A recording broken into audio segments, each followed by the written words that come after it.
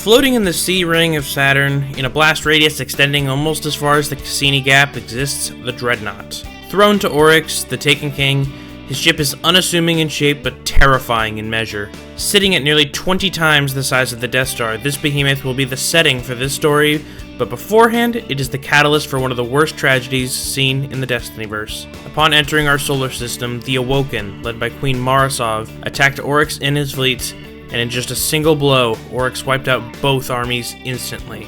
This was the first move of the Taken War, Oryx's plan to take revenge on the Guardians who slayed his son. And on September 18th, 2015, we returned back to reality to see 6 Guardians enter Oryx's domain and permanently end his threat to Earth. Nearly 8.5 years later, another team of 6 new Guardians take the same voyage that Cathalion, Chironian, Rebelese did, though this one is a very different route. This is not only the story of what happens to that team, not only what preceded this moment, not the hundreds of thousands of people who have their own footprint, as minuscule as it may be, but those who wrote a chapter in the long story that is King's Fall's fastest completion.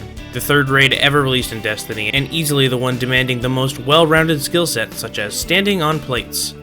Some of the greatest talents the game has ever known have placed their name in the lengthy history of this raid.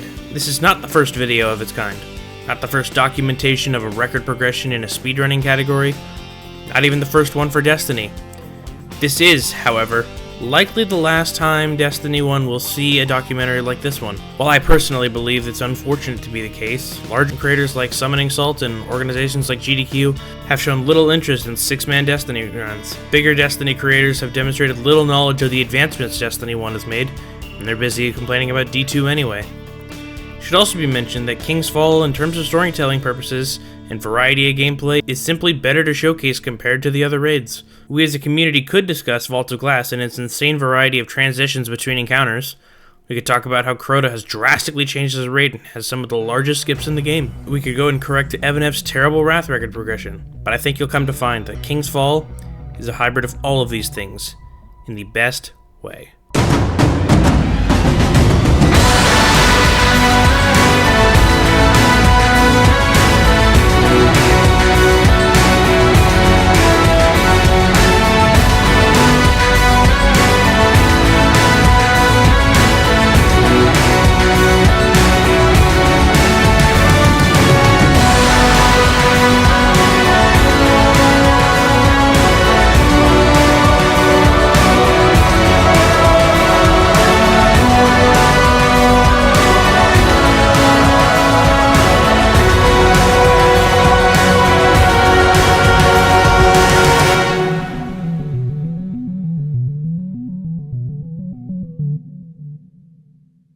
Every story begins somewhere, and that somewhere is different depending on where you look. Unlike most games, there is no primary speedrun category for Destiny. There are 4 of them. As it would happen, we would acquire the world's first completion of each and every one of these raids, and by extension, what is technically the world's fastest completion when they would happen. King's Fall isn't an exception to this or anything, but I would rather point towards the more narratively and graphically sound option, and showcase what is considered the first ever intentional speedrun of the game. Since the first ever speedrun of King's Fall has no attached footage, you will hear this a lot, we will have to go on 2 things: Raid Report and speedrun.com. Now, I will point out for those who may be cheating ahead to look at the times, I would refrain from doing that not only because of poor sportsmanship, but both of these sources are relatively inaccurate, or in SRC's case, incredibly inaccurate. With that out of the way, we can begin with speculations on what transpired in this run.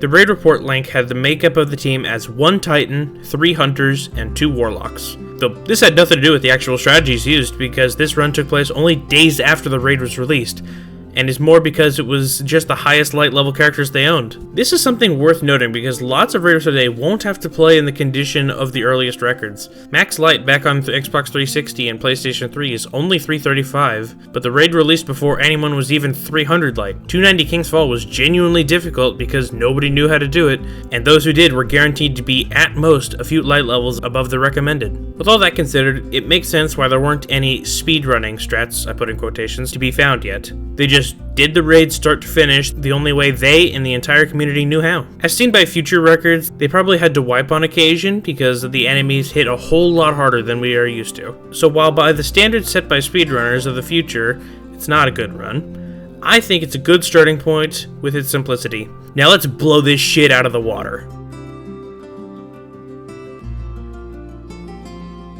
Very important spoiler I'm giving right now.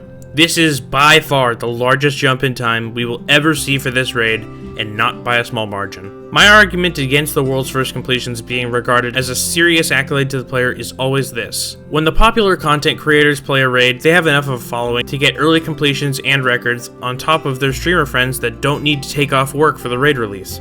When the actually talented raiders like Redeem Clan get their hands on even a partially understood raid, this is what happens. An 11-minute improvement is something you see in blindfolded speedruns, or speedruns that take 4+ hours to finish. You never see this in a run already under 45 minutes. How does this happen? Thankfully, we have the footage to go to. Despite this only being the second world record, this is already the first instance of no wipes across the entire run.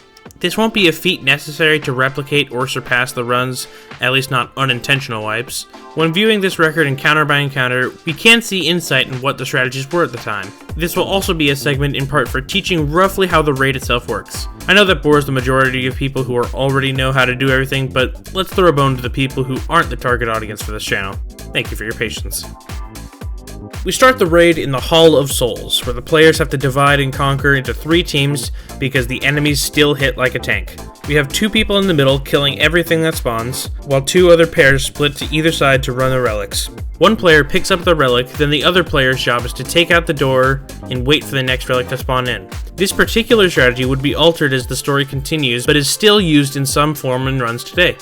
Once 6 relics have been slammed, they enter the portal to the ship's encounter. The only way to get across is to follow the ship pattern by jumping on the individual ships as they pass to get to the end. From there, 2 players stand and defend the plates while 1 person goes ahead and hits the next checkpoint to pull the team to the end. Totems is the exact same strat we're used to doing in all our LFGs. Players go back and forth between their respective sides and middle, depositing their Deathsinger's power to open the door to the next area. War Priest is an invincible warrior with a hive boomer, and by standing on the plates in the order the glyphs say, everyone goes to meet in the middle for damaging. By cycling through Hunter tethers to increase the damage dealt to War Priest, it's just barely enough to kill him in a single phase. This was still the era of playing characters at the highest light, but people were still using Hunters to increase the damage that enemies receive. They still had a general idea of what was good to use for the raid. Golgoroth is a massive hive ogre with an unprecedented amount of health. By designating a player to shoot his back and distract him, it opens his chest while the rest of the team can pump as much damage as possible.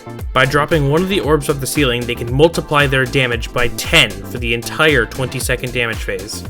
Like the War Priest, Golgoroth is also continually tethered by the Hunters that leads to a quick 2 damage phases for him. That brings us to Transept, the second of King's Fall's jumping puzzles. Teams are expected to parkour down to the 3 plates here and create bridges to climb back up, but Redeem uses the sword-heavy weapon to run along the wall here. This process took quite a long time to complete, but is still a significant gain over the normal methods that were likely used in the 44-38 time. Arriving at Daughters, the team switches to the Touch of Malice scout rifle. This is slightly impressive to have this early into the game and makes this encounter go a little faster, being a guaranteed 1 attempt at the encounter because of the consistent high damage output of Touch of Malice. A random player is torn between dimensions and starts on the plate counterclockwise to the relic in the sky. That relic is then used to steal the protective barrier around one of the Daughters. After repeating this once more, we arrive at Oryx where, and I cannot stress this enough, they use the detonation strategy where Redeem detonates the orbs they create each round. This is called 4 orb strat and is both by far the fastest and easiest strategy to do, and until very recently is still the best overall method. Please don't let people tell you anything else, they are wrong. Those things that we detonate are created by the ogres that are killed in the pools near each plate. Since you can only have 4 at a time, totaling 25% of Oryx's health, a 4 phase is the shortest you can do in this encounter. I sprinkle in transition phases where he will either teleport you to fight the Shade of Oryx, or back up and bomb the fire team with mortars. That's basically how you do King's Fall at world record speed in 2015. This is also the start of one of the longest dynasties in Destiny history. Quick break to introduce the more visually appealing part of the video. Everybody please say thank you to Vacuberry Art for the spectacular design of our first character of the story, and for the designs of all the characters still to come. Tfue represents his title here as the first truly exceptional raider in Destiny history, and the true face of Redeem for at least the time being. The only top player from the Stone Age of Destiny to enter the Hall of Fame for raiders, and for good reason too. As a world-class raider and Crucible player, he finds himself in rare company of players who are this good at both activities. Tfue would retire having achieved a mammoth 15+ world records across every raid, a total even some of the best raiders today aren't able to hit in their whole careers. But we aren't quite there yet.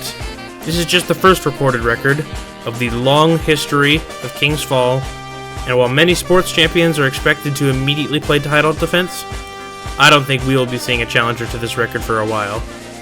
Even in the early stage, it's so far ahead of the competition that it took 6 days to break. Well, so much for that record. Less than a week into that earth-shattering, or I guess Saturn-shattering run, it's been topped by over a minute. Looking at these runs, side by side, it seems that Power and the rest of Feral Blood imitated Redeem as best as they could, while doing something about that awful transept. Instead of having the entire team go through and up to Daughters, everybody but Venture left to orbit and allowed him to very quickly sun charge through. This isn't against the rules, as anyone who has done Wrath speedruns can attest to, but what they did next here is, under current rules, players cannot join the fire team at a wipe screen, because during wipe screens, the in-game timer that we use to determine these records is paused. This wasn't the rule at the time, however, and as such, it is allowed to remain as a record in 2015. But worth noting the lengths that they need to go to in order to beat Redeem. However, this record is a challenge to Redeem to beat them. Now, this record is still a completely standard playthrough of King's Fall. We won't expect another 11-minute annihilation from Redeem, but they will definitely have to see what they do and how long it takes for them to respond. 2 days later, Redeem shows that they won't go without a fight. A 1-minute improvement that is the sort of inverse to Feral's no major strategy improvements, just the fixed version of Transept and better execution across the board. This isn't exactly a terribly important record for historical purposes, but it's the next record that shows the first example of true speedrunning tech. The second improvement starts off with a typical relics, but Ships has now turned into one of the biggest single encounter time saves in the game. Sword Flying, by alternating bumper and trigger inputs with Titan lifts and Garrison inputs, players are now only able to stay in the air for an amount of time equal to the ammo supply you have, but bypass the entirety of the ship's puzzle. Landing on the ledge here passes over the trigger to spawn in the doors, so now only one player is needed to make it over, and of course, that's what we see Tfue do here. Completely take his team to totems alone for a major save over their previous record. Additional improvements primarily come in the form of characters being able to do enough damage now to make Golgoroth one phase possible, saving over 30 seconds over previous 2-phase records. Though we cannot skip over everyone killing themselves at the second pillar in Golgoroth Cellar, we didn't have a great understanding of spawns and respawn points quite yet, but this is a tech that is still used in runs today. Redeem now has such a lead that they can afford to go through Transept as a team. They quickly complete Daughters and Orcs as intended, and boom, we have a new record. Now this run is different from any other, and the reason is not just because of the new techniques and saves, but because this raid was completed on hard mode. Yeah, in an era where being max light was very uncommon, and after only just getting to the point where we can run characters for strategy instead of light, we have decided to run any % King's Fall in hard mode. And I'm going to spoil another thing and say this won't be the last time it happens either. The thought process for Redeem is one of the two things I can assume. They either wanted to do a 2 birds 1 stone thing and take back 310 and any % at the time, or the other reason I can justify in my head is that the old heads genuinely think you should play the top difficulty for any % speedrunning. And so the only category top players would run would be the hardest one. We'll go over exactly how idiotic this thought press is, thanks to a little insider knowledge. Looking at the current time and pace, in which we have been reducing the record by about a minute each time, and that would put us on pace for about a sub-30 King's Fall record. Redeem will be a favorite for sure, but Feral showed interest in keeping a competitive rivalry going, so it could absolutely be them. Or since we're in the era before Destiny 2, we could absolutely get a third team together to run a standard King's Fall. And third party, it is. I really hope you like times that start with the 2 because you're going to be looking at them for a substantial period of time. This record came from PlayStation, not the Redeem guys on Xbox. It wasn't Feral Blood either. This record came from a new group called The Notes. It should be brought up that while this wasn't exactly a legitimate record by the standards of today, that Transept Leave strat is back, nothing to be done about that. Now, before I get into what the record itself contained, which is new strats, better ideas, 2 cuts in the video, all of which are fine here, I need to answer the 310 question. Now, almost nobody in the entirety of the game was really aware of this record, or really most records, because most everyone on Destiny has only been playing for the last half decade at most. Playing on and off since 2016, I find myself as a veteran around most, but I don't know what public discourse was over things like speedrunning at the time. And the same is said of the few who have been around as long as I have. So, I decided to reach out and thank God for mhorth21. Not only was he the only response I got out of those I sent to the top players over the years, he responded within a couple days of me asking for assistance with this project. Among the many questions he answered from me was the reason 310 was run, and how it tied into how this run was viewed controversially in the Destiny community. Unfortunately, of those options I stated previously for running 310, it was expected of top players would play the raid on the top difficulty, even though it meant slower times and records. The second controversy was the fact that they used the timer pause method at Daughters, which, yes, is now against the rules, but Redeem had used that strategy in multiple records. Speaking of Redeem, Redeem would go so far as to request that mhorth take down this video because of those 2 facts. The whole ordeal eliminated a lot of motivation mhorth and the Notes had to continue competing with Redeem. It was really disheartening to personally learn this. As a person who's loved King's Fall as long as I can remember, these were the people I admired when I wanted to see speedruns of Destiny. Redeem wasn't just near the top of all the records, they were the top. If they didn't hold every record in every raid that existed, it wasn't just seen as an upset, it was outright failure on the part of Xbox speedrunners. There's never just one side to a person, and that sentiment carries over to your heroes. If it's any consolation, it didn't seem to bother mhorth and the Notes at the time, and they're all adults in their 30s now, and it likely bothers them less than ever before after each day passes. The most noteworthy development is having multiple people sword fly over to the second part, instead of only sending one, and having them do the hammers to get to the end. It's only a slight improvement, but it is still important because it will be several more minutes before we leave this concept for ships.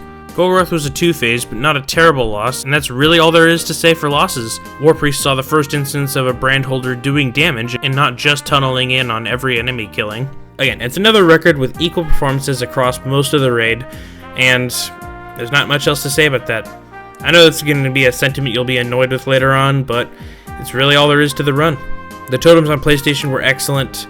Players had memorized the potential spawn locations for relics and are using fusion rifles to take down doors. Fusion rifles are so that doors can be taken down in a single shot, and players can simply move back to set up in the exact position for relic spawns. As simple as this sounds, this is something that players still do today. And, well, early Destiny strats were just which large platform confidently said something incorrect first. It will actually shut down. You'll no longer have the ramp on the front of the vehicle to go up on. So what you need to do is to get your team to hop onto this vehicle and kill the ads immediately in front of you. You then have to shoot the giant glowing object behind the very front of the vehicle, as you can see me shooting right now. Once you do enough damage to this section of the vehicle, and you can actually again see a monitor with a circle fill up to show you how much damage you actually have. Once it's all the way filled up, there's going to be another enemy, a yellow health splicer engineer, on top of this vehicle. Head up to the top and kill him.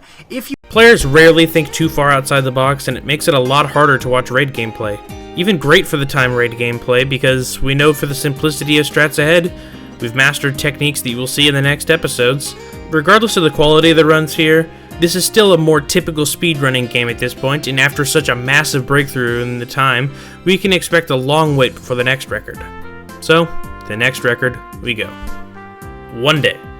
It took only a day to beat the Notes record. We see for the second time PlayStation losing the record to Xbox for what seems to be just a talent deficit, and for the second time, it was another hard mode record.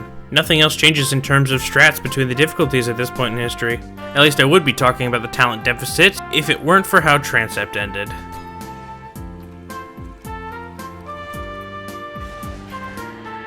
Alright, that's only like 30 seconds wasted in restraint.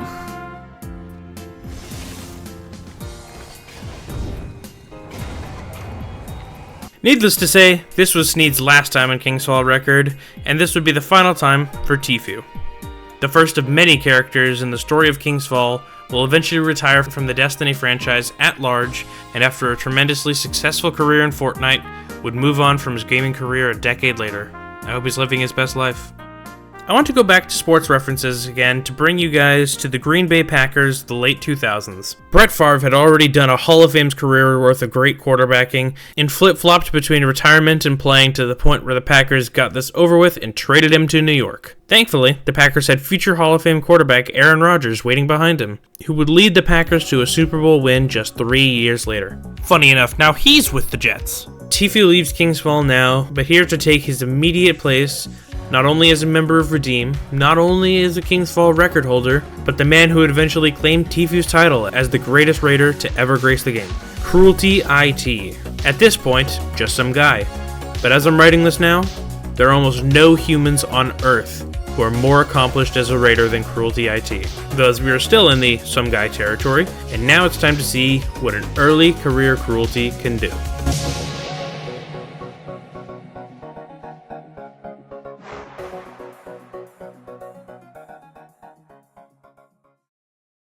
I don't have a large enough channel to effectively get the numbers to check a Venn diagram of Surmia subscribers to baseball fans, save for one person who you will meet later. But I can still find joy in referencing the fact that history in sports is built over decades, even centuries. But the tales of video game franchises are both vastly higher in numbers and crammed into vastly shorter time spans. Well over 13 million players have played Destiny in its lifetime starting in 2014. Major League Baseball, an institution for well over 100 years, has only had 23,000 players make an MLB debut. Whether the Destiny players know it or not, they have a chapter in the bulkiest, most annoying book you could find. Not just those who ran records or performed impeccable solo challenges, but everyone who has ever launched the raid before. All of this is incomplete without you. I talk about this for two reasons. First is because you are watching a video Surmia78 wrote and edited, and the second is, baseball only figured out how to play the best baseball in 2002, almost a century after the first official World Series was played. The team was the Oakland Athletics, though by the time this video comes out, they might already be in Sacramento, who looked at the inefficient means that teams were scoring in and fixed it all in a record 20-game winning streak. Destiny had something similar happen, where we spent eons failing to understand the risk-reward of strategies in King's Fall and losing time for quite literally no reason. Until, of course, the Destiny equivalent of Moneyball showed us that we were truly behind the curve. Now that all the non-baseball fans have clicked off, the intellectual among you that remain can talk about the great successor of the great Tfue. Another great improvement to the world record, and another record of simple reasoning. Like with lots of the Xbox beating PlayStation occasions, it's simply better players completing a better run. They fixed that atrocious transept, and did the run for the third time on 310. This is becoming pretty regular, but unfortunately I don't think they should have. Watching back their Golgoroth segment, there were multiple shots that did not have tether boosting the damage.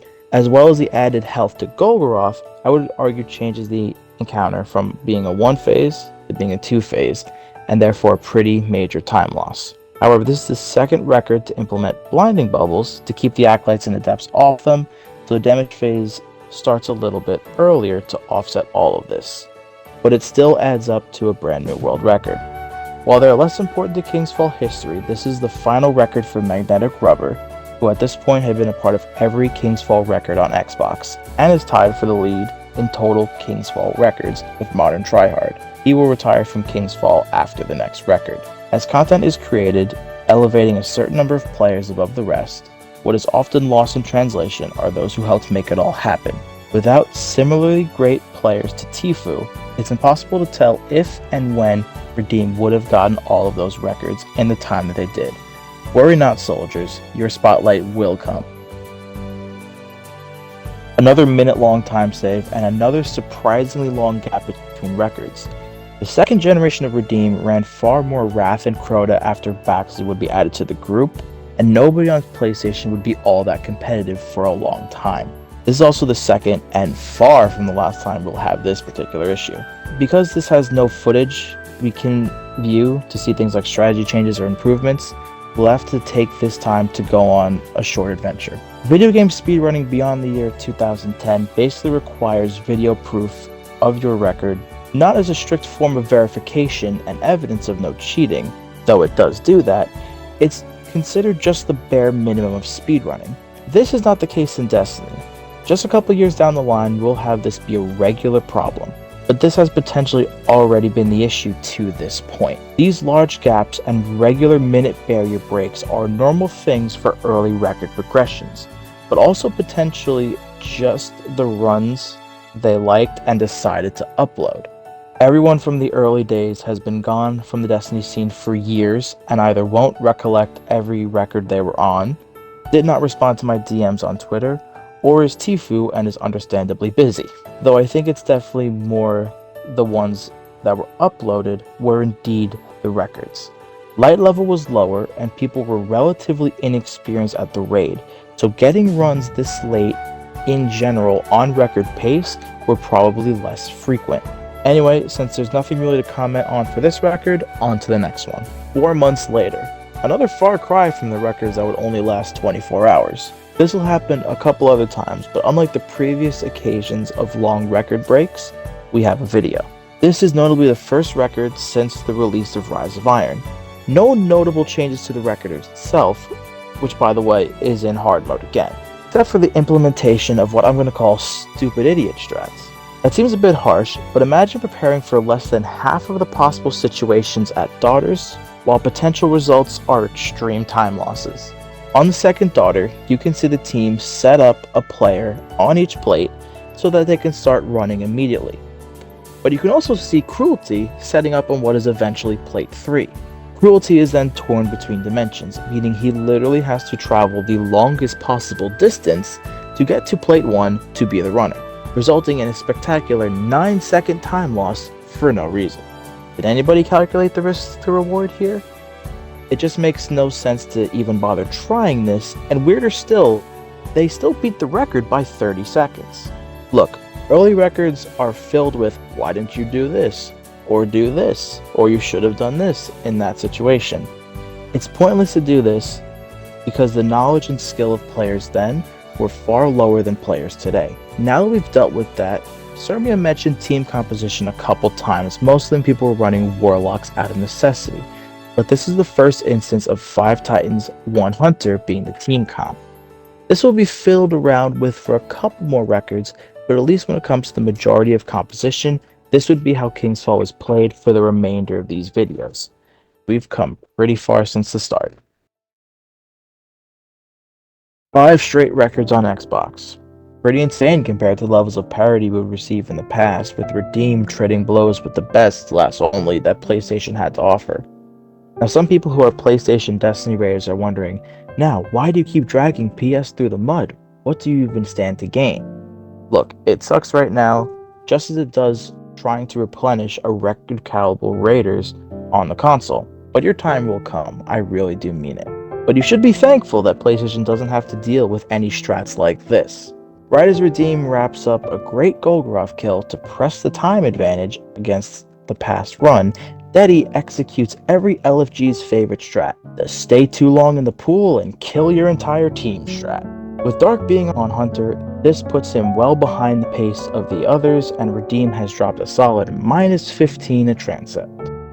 Anyway, we get to Daughters round 2, and Jazz, why are you over there? Oh god, did you guys not learn anything from the last run? Why are we pre-assigning plates? I get it, you're 30 seconds ahead, but you can't be serious about all this stupid losses. While you don't get these records and legends on PlayStation, you don't have to live down these headaches. I'm being really mean. Let's look at something to cheer me up. I'm a guy who enjoys positive change, and I'm excited to point out this fact about speedrunning in Destiny back then. Everyone wanted to be Cruelty and Baxley, myself included, and that led to inspiring an entire generation of runners who aspired to do what they did in King's Fall by breaking all the records and pushing past what is determined to be the outer limit of the raid. So what happens when 6 people take a look at the year-old record that they grew up wanting to beat joint forces? In the description of Cruelty's mid-26 minute time, he stated that around 26 minutes flat is the ideal limit for current strats. And because they were closing in on what was just possible, they decided to rest on their laurels and move on to running Wrath. In their place, steps in for the first time an Xbox team other than Redeem to hold King's Fall record, a record lower than what Redeem even believed to be possible.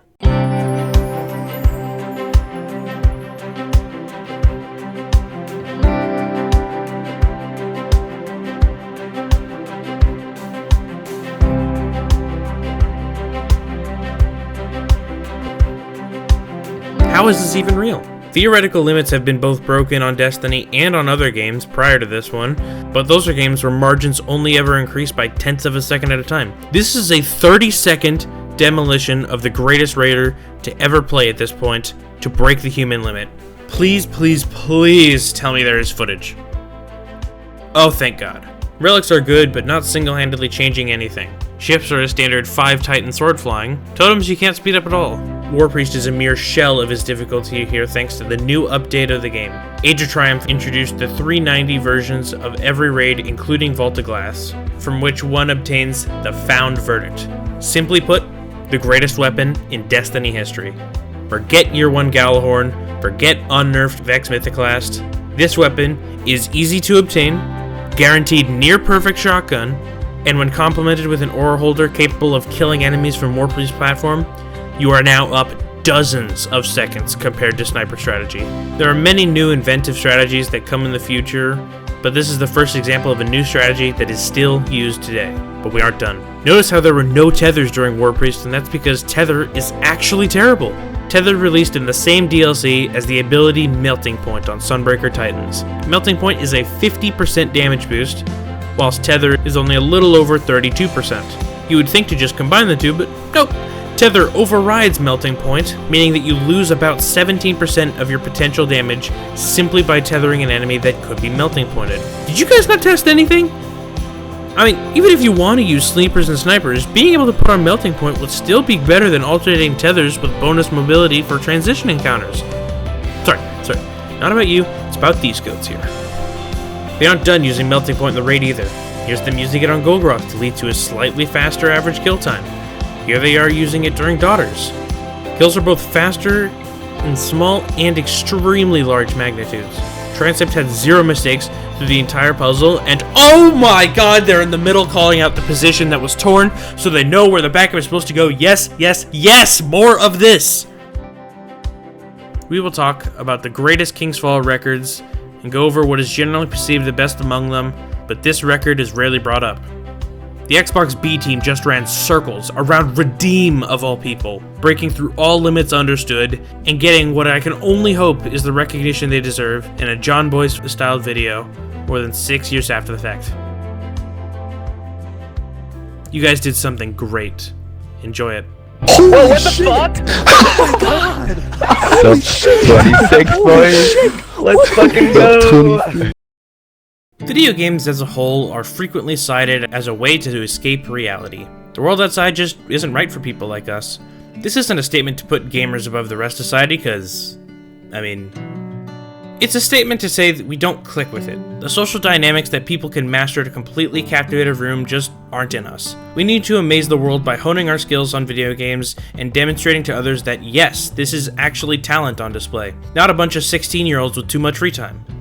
Okay, so it can be both, but let's stop and focus for a second on a time where we all had to drop our lives after a news article broke that the world is ending and we need to stay inside like all the gamers have already been doing. As players develop their skills at Destiny raiding and begin to think more outside the box for what can actually get done, we rediscover the competition thought to be lost back when Tfue was fighting all of PlayStation for the world record. It's a line of logic that will bring great fortune as it did for Fish's group in bucking normal trends to say Redeem wasn't strategically ahead of the curve and set the most legendary King's Fall record so far. The COVID-19 pandemic, as it will be called, will finally ask the world what happens when the greatest Destiny players ever to walk the earth to this point have their day-to-day schedules open up by a figure of magnitude.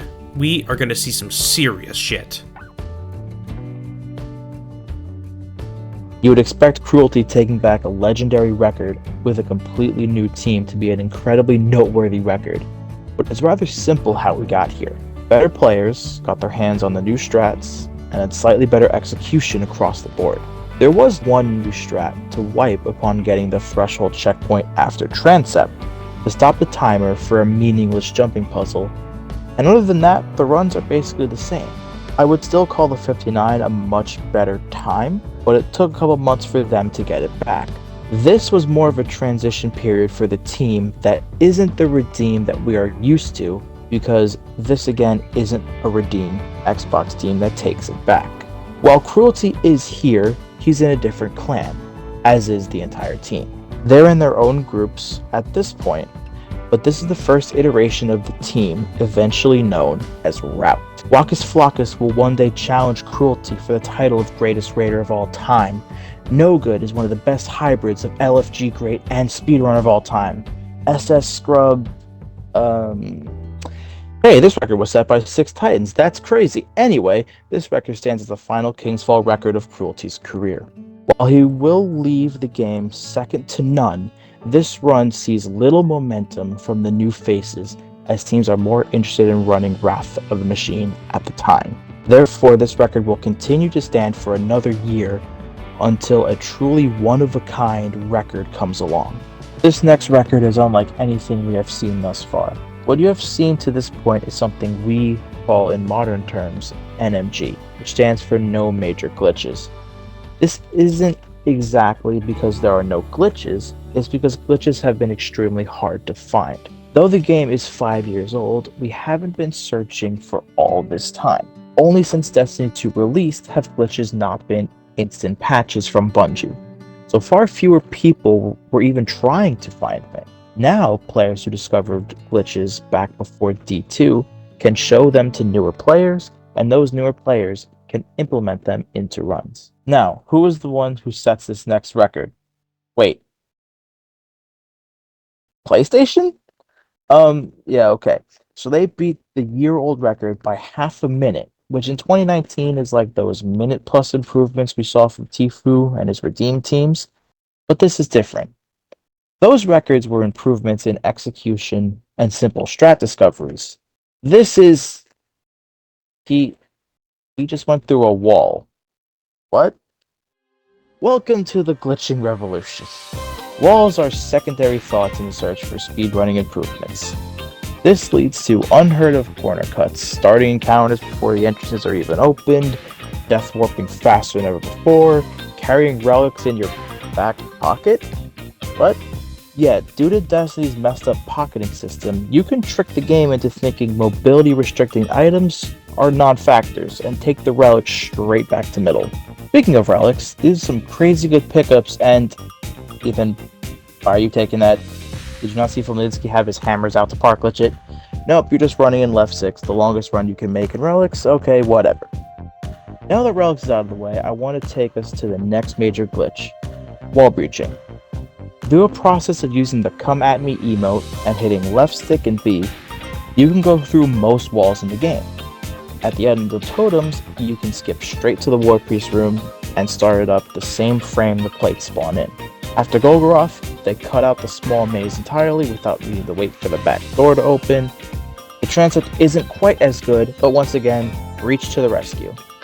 The time to skate down and team wipe is completely eliminated thanks to an instant death warp from Gerwin.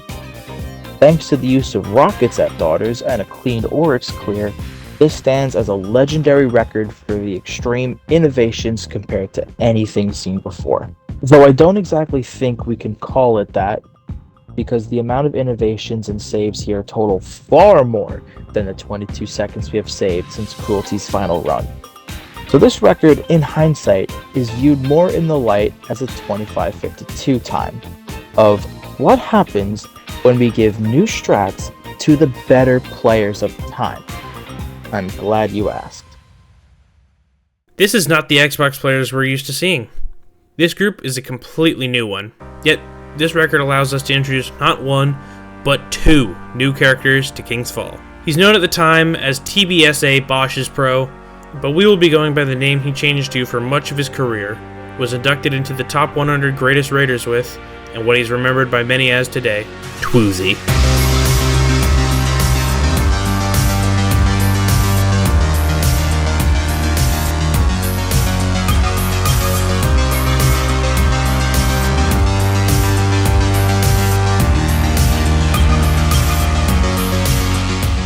Tuzi catapults off this record to completely chase down the title of greatest raider ever, and besides that, the title of the greatest Titan-Hunter combination in King's Fall history. His name appears here for the first time, but good God, this will not be the last. Nor will it be the last time he encounters Atomic.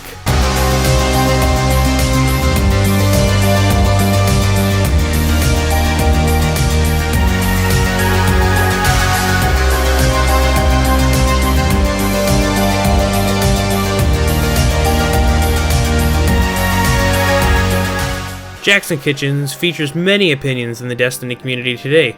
Many I don't have time to share, but a 247-page essay does. Pause if you need a second to read.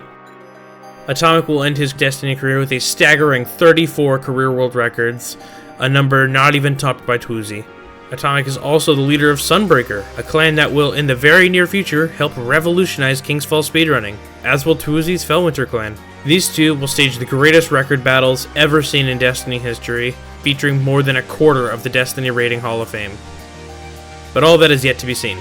This is just the first record of two great raiders, and this is how it went. Relics was nearly the same. Routes were a bit better, and both sides hit an efficient park glitch on Relic 6. The ship's gate is a bit better, so another gain over PlayStation, but we get to ships now. I've talked very little about ships thus far, and that's because since the invention of sword flying, ships has changed very little. It's less interesting to spend time discussing things that were invented when silly bands were still in stores, but nothing much else we can do here. Unless...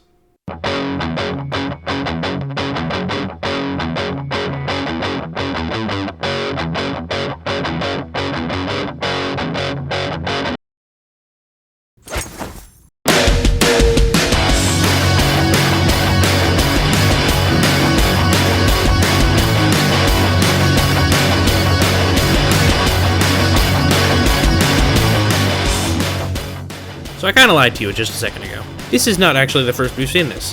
In PlayStation's 2530, we caught a glimpse of what would come with the Power Slide. It was called the SSD strat back then because it required you to have fast enough load speeds to switch artifacts mid-sword flight. PlayStation used it to speed up the second half movement, but not by all that much. The newer method was more consistent, saves far more time, and will, in some form or another, be a part of every King's Fall record going forward. Now that we've been treated to my absolute favorite thing about Destiny, we can see what happened in the run. After arriving at totems well ahead of schedule, it went as it always does there. Though the warp restart could have gone smoother, thankfully it's not a big loss, and they make the time back in Golgoroth. Damage is being done from the second orb to the right due to being easier to put melting points on Golgoroth without losing a damager, and the added benefit of being closer to the breach for transepts. Unfortunately, MK would mess up his boop off of the first pillar, another loss, but not a huge one either. Again, Xbox makes it up through a superior Daughters and Oryx, leading Xbox to now push the record down nearly 30 seconds, and another minute barrier is looking soon to be behind us. We will say this about a minute barrier break a few more times this year, because 2020 is not only the first time we will see the sub 25 minute King's Fall barrier, but the greatest year in Destiny history. You're going to see some very crunched up dots soon. If there were just one bad thing I could say about 2020 speedrunning and the great legacy of Tuzi, it's that I really wish more runs were recorded. These two records are a minute barrier break and subsequent improvement, yet there is little to share on since they were never recorded. It's not like they didn't happen. We have the raid report links to prove their existence, just makes a less interesting video years after they happened. So for the first sub 25 King's Fall, we will have to again divert our attention to something more important. Pictured here is Kareem Abdul-Jabbar and Magic Johnson. Kareem was the face of the NBA for the 1970s and is widely regarded as one of the three greatest basketball players to have ever lived. Earvin Magic Johnson is a very well-liked player and also a lock for the top 10 in his sport, almost in the regard Kareem is, as impossible as that may be to imagine. Pictured above this record is Tuzi, who's about as close as we can get to Kareem in Destiny terms, as Tuzi is truly the greatest raider, save one person, but Magic Johnson to him was the legendary Danger. And while it's more of a complicated discussion than we have the time here for, DD is usually riding second fiddle to Tuzi, with note of how both great players made each other greater, rather than riding the coattails to the top. It may be unfair of me to not give him a character here, but it'll make sense as we progress in the story here. Only a day later, we see the return of Route to King's Fall Records, though only No Good and Wakus are holdovers from their previous time. This is a really simple improvement and what the textbook speedrun of King's Fall will look like in early 2020. This isn't really even a King's Fall team. However, if you take a look at the Wrath progression, this core of players show up several times alongside Fellwinter. Since it's as clean as I'm hyping it up to be, let's check in for what the run is like. Relics is basically as perfect as it can get, with all the pickups being as instant as you can get, including a more consistent parklage method of throwing the final hammer instead of letting the super expire. Getting to ships, we have a solid execution of the power slide, though not quite as good as MK's was in the last run. Totems is still a standard completion of the encounter. Warp Restart is clean, but when it comes to the aura grabbing process, middle and right plate get on all at the same time, allowing for a much faster pickup. Saves a couple of seconds and works pretty consistently considering left is always the first plate to get on. Unfortunately, the kill lost pretty much all of that extra time, walk is taking all day to get to the platform, and the first melting point being taked by a Warp Priest. For all the great things that Melting Point brought to the table, it still had the minor chance to go through without adding any debuff to the enemy. Golgoroth could be better if Axis Bake weren't absorbing shots from what seemed to be at least two different players, or if Phoenix's batteries hadn't died for the transition after, or if the bubble was a Glasshouse one. Okay, so it's an awful Golgoroth segment, but we still move on ahead of pace. After an okay transition, Daughters and Oryx, we've got a record that is definitely okay, though Axis Bake disagrees and calls it a bad run based on potential time save.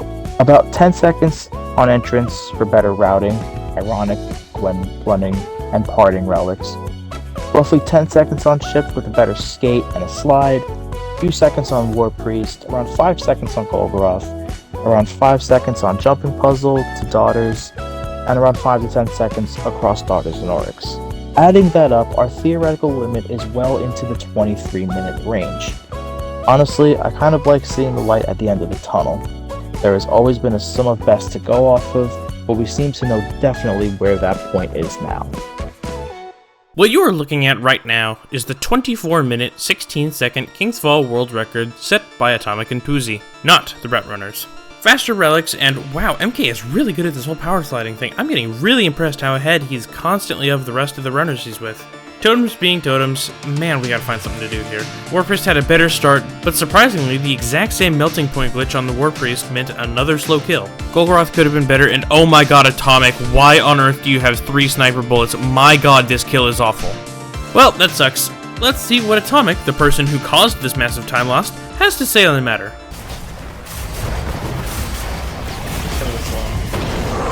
Yeah, no shit, buddy! Even then, we knew to pop a special synth, but before this, why didn't you... Well, they've built enough of a lead thus far but should be fine enough, and thanks to an alright Daughters and Oryx, those leads to a new world record.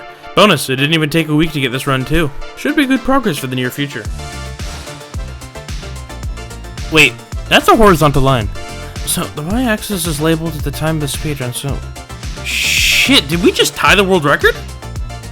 There's no video for this, but now we're at the point where I personally get involved in the speedrunning community, and as the world was collapsing, I can confirm that we did indeed tie the world record of 24 minutes 16 seconds. And the reason it's so memorable isn't exactly because of the second 24:16, it's because of the next world record. Again, they did it again. Pulling the timeline all the way to 2024, and tying a world record raid run is something that has happened less than half a dozen times combined. But those instances were all 2 runs at the same time. At this point in time, the only 3-time tie of a raid record is this one right here. Only the first of these times has a video to go on, so we can't exactly see what made or broke these runs, if they were behind past Golgoroth and made a comeback, or if they were ahead and just couldn't finish off.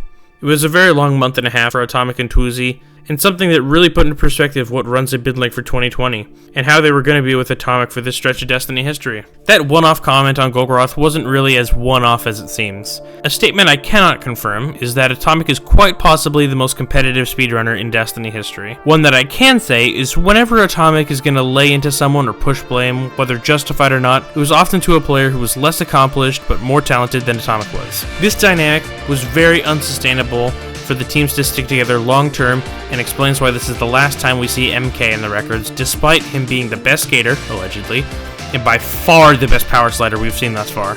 Surprisingly, this clash would also lead to a nearly year-long separation between Tuesday and Atomic. Atomic would use this break to retool mostly the same team in his clan Sunbreaker, while Tuesday would continue to train the next generation of Fellwinter runners we will get to eventually. This is what sparked one of the greatest raid battles in Destiny World Record speedrunning history. It wouldn't just be across King's Fall, but in all 4 raids.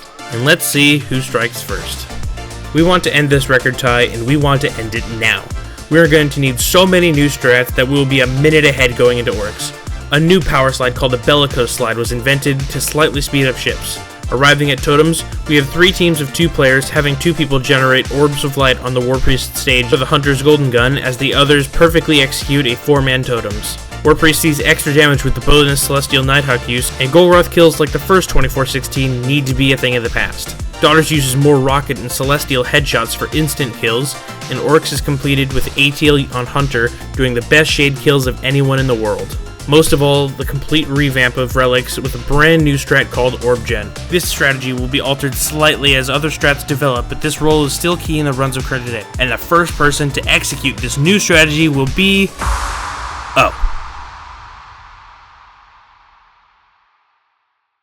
I generally don't like talking about this speedrun, and I'm really only doing so because I have inside knowledge of what failed attempts looked like and the thought process of certain strats and decisions, and man, the thought process was frustrating at times. I'm gonna say this once and once only, not only out of the profound respect I have for Candy as a person, but as another fault on the leader of men that Atomic was. Death Guy should have been on Orb Gen for this team. The park glitch routes were not what they are today, nor were they going to be for a while, but it should be noted that the shortcut on the left side is both considerably easier to perform and is nearly half the distance that right 6 is. Atomic insisted on only running relics if you got a close 6 on the right side for some reason, so we had a somewhat faster route, but regardless, there should never have been this much space separating right and left 6 part. And that's not even mentioning how Death Guy would only hit maybe 60% of the time, while I've never missed in a speedrun before. I wasn't very good at Orb Gen, at least not for another 3 years or so, because it was much more difficult than the Orb Gen players today are used to. You have to take down the middle door multiple times because nobody is in the middle with you, and you can't stand on the other side of the door because the orbs are expected to be in the center area instead of with the statues. This doesn't allow you to attack enemies right out of spawn and reduces the chance of multiple orb kills. From this position, you also have to take fairly narrow shots at the right side doors instead of the left door that faces you. It's just a generally more uncomfortable Orb Gen process, and being the first person to do it, there wasn't a record POV for me to learn off of, so one crash course from the day before runs were slated to begin from Atomic wasn't quite the practice one would need to jump from sub-30 Vault of Glass budgets to King's Fall world record. I think it's enough complaining at least until the run starts, so let's get moving. Of course, the aforementioned Orb Gen strat is the newest thing introduced to King's Fall, because the Orb Gen virtually guarantees people have enough super energy to part glitch relics 5 and 6, allowing for consistently faster and more frequent runs to ships. Of course, that's offset by Atomic 50-50ing relic 6, but that's whatever. Ships features one of the best players of this era, Kylo Brent, as a designated ship skater, because having people who skate slower than others interrupt the rhythm and routing of the team's fastest player is something we can definitely use less of. Here we arrive at the next new thing to King's Fall, the Bellicose slide. Axis Bake had discovered this in the month leading up to this, and is a slightly faster but more difficult version of the power slide. And Kylo is attempting to complete the 3-sword Bellicose, something that he was one of the only people in the world to complete, and having Atomic do a standard one to back him up. Totems has some new tech to it, having 4 players execute a 4-man totems, with the remaining 2 players building bubbles and breaching ahead to make some orbs for the Hunter during War Priest damage. Golroth is the same as we've seen, with slight alterations to the blinding bubble placement. After that is the transition, and where's the Death War person? Oh, Harry missed it. Appease Them, as seen in the video, is a phenomenal human being who I have nothing but good things to say about. And one of those good things is that in all the running I did with him, in all the videos I have seen with him, this is truly the first time he has made a mistake in a Destiny speedrun. He's an all-time great Hall of Fame raider, but nobody is perfect in the run. That's just a couple second loss for him to quickly skate down and do the old version of the Death Warp.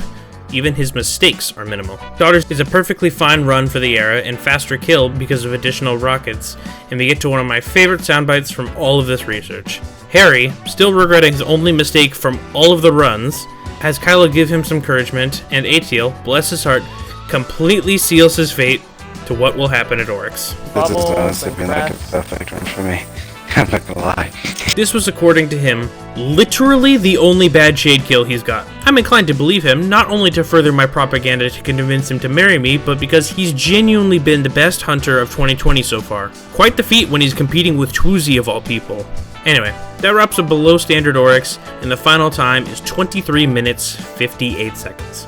A new world record that classifies as both a curse breaker and a minute barrier break. While it's an objectively bad run considering both several minor mistakes, we ran a below average relics for us, and Kylo was really who we would like to have as our second skater compared to Atomics. However, as many know, I only have one career any percent Kingsfall record, and as such, Sunbreaker will be retooling again. So I think it's a good time to check in on who Twoozy has taken the time to build up.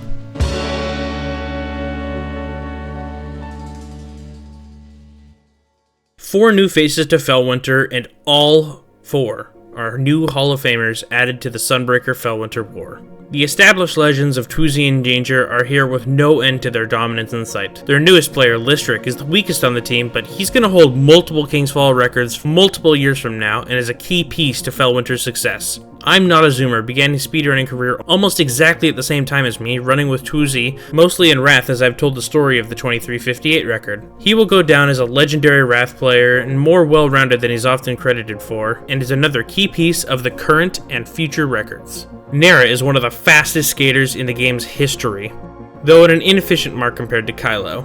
Still, easy enough to complete the ship skate, and Nara would eventually retire with more career records than Kylo would. Same could be said of H4IF, Half. Half was much more established than the other three I've mentioned, though it's primarily in Wrath and Vault of Glass. He's a fantastic Warlock and has absolutely no problem playing on Titan for this caliber of team, while Twoozy stakes his claim for the greatest Hunter-Titan combination in the world. I sadly can't show any video of this because there's none to show for the remainder of this chapter. This record is only really notable because of the new faces to this, and in part because of what happens next. As of this record happening, there is only one thing that could be said about this. This is quite possibly the greatest world record ever seen, not just in Kingsfall, not just in raids, but across all PvE game modes. The theoretical limit established by Atomic was 2335, and this is just about as close as you can get to it. No mistakes, good relics RNG, all the new strats executed to perfection. We might have to move this thing into tenths of a second in order to figure out what runs are better, but that's on the basis that people would even bother trying to run against this. It's impossible to beat, right? Well, yes. Until we look into what actually happened. Of the splits we can confirm, we can say for sure that relics were 2 minutes and 6 seconds long. Good for the time, but the record was 1:55 set by Fellwinter, meaning that at least 11 seconds could theoretically be saved. Talking to Zoomer, he said that Ships was mid, and that Twoozy was torn on Hunter twice, and even the greatest Hunter in the world, that's about a 6-second loss compared to a Titan. Coupling that with the mistake-free parts of the 46, well, this just goes to show how rough the 2358 record was. It reminds me of the 2924, where it was the best players of the time taking the new strategies and blasting off the graves of the previous record holders. Now, Atomic and Sunbreaker are far better players than anyone on the notes, but Fellwinter is full of players that are far better than early Redeem. It's an imperfect record and an imperfect theoretical limit we were building off of in this case. A mid-2330 was the time Atomic stated the Kingsfall limit was. The actual time sits around here. 26 seconds to go.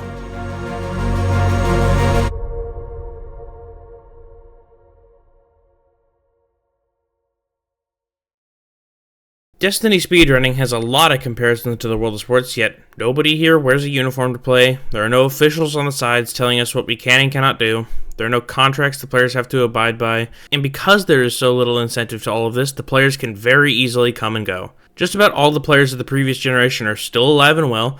They just got older and had responsibilities that superseded anything Destiny 1 could offer. Some were able to turn their talents into incredible gaming careers, but for the other 99% of us, we hang up the headset and controller with no fanfare. No parading through the streets, no billboard on your hometown proclaiming that that's where you came from. It ends all at once, and that end might happen before you know it. At some point, you will have slain your last acolyte, deposited your last Death Singer's power, and run your last brand, but until then, you get to live the almost dystopian world that this game takes place in, and there's no greater world outside it.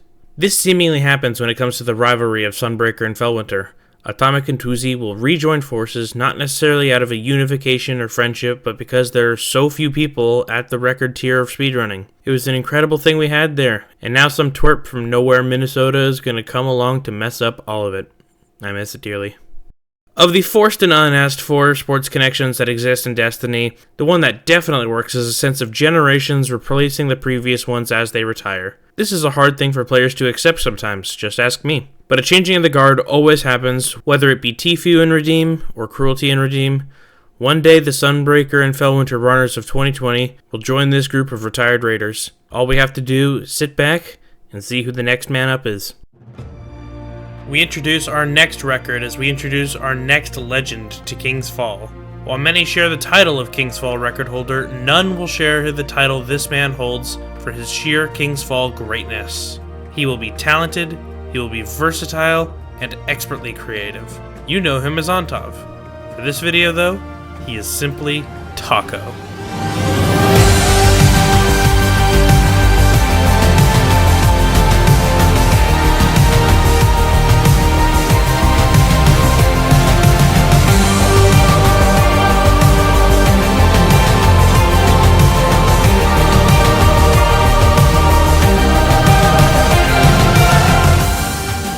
Taco is not quite in his peak form.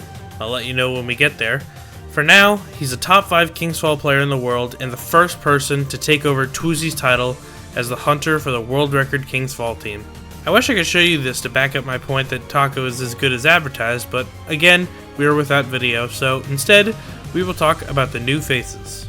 Lobster, like the 5 other players in this team, is a Hall of Fame Destiny Raider, though mostly known for his Vault of Glass ability. Crabsy is a PlayStation player who is mostly a fill-in while Danger took a break from Destiny, and while nobody could truly replace the production that DD brought, he's another great player at the peak of his powers. Last of the new faces is Z Rear. We talked about Tuzi being the Kareem Abdul-Jabbar of Destiny in Episode 3, and now we have met our Michael Jordan. Wayne Gretzky, Babe Ruth, whoever your GOAT is, that's fine, but this is ours. Rear is like Danger in how he conceivably deserves a character to himself, as the true face of speedrunning for the next couple of years, but like with Danger, he is simply outshined by a prime Taco in his wheelhouse. I promise it will all make sense later down the road when it becomes clear that Taco is second to none in this raid. The theme of this era when it comes to the gameplay will be micro-discoveries and strategy to slowly whittle away at both the world record and at our theoretical limit. The first of these is a slightly new way to do relics. Again, no gameplay, so just gonna go back to the map for this one. We are able to consistently generate enough orbs to get a person a super by 4th relic, so park glitching left 4th allows us to shave off a few seconds there. They can then rebuild a super with the extra orbs in the middle to get 6th relic. Having an extra person in the middle, which means no more double covers for all of left side, which is more than worth for a net save. This is the main thing that Crabsy brought to the team because it's the way PlayStation had been doing relics in their record attempts. Wait, record attempts? PlayStation? Like the console? Didn't we spend literally the entirety of 2020 running laps around Kavik, Gerwin, and other... Okay, that's unfair. But in any case, it's a pretty out-of-nowhere record, though, if you are viewing in 2021. Though I'd wager that a solid chunk of you watched the top 100 videos, whether it was your own segment or as an independent viewer, and the entire team would go on to be recognized as all-time greats of Destiny. Camhammer, there's a baseball reference, still had a good chunk of his career ahead of him, but still shined in the roles he was assigned. Grisella falls in a similar category, having his best times ahead of him. Crabsy gets his 2nd straight record and arguably was the best player on the team, though I would give that to T-R-. Tristan is genuinely the first player to look at Tuzi and ATL as a hunter on equal, if not superior footing.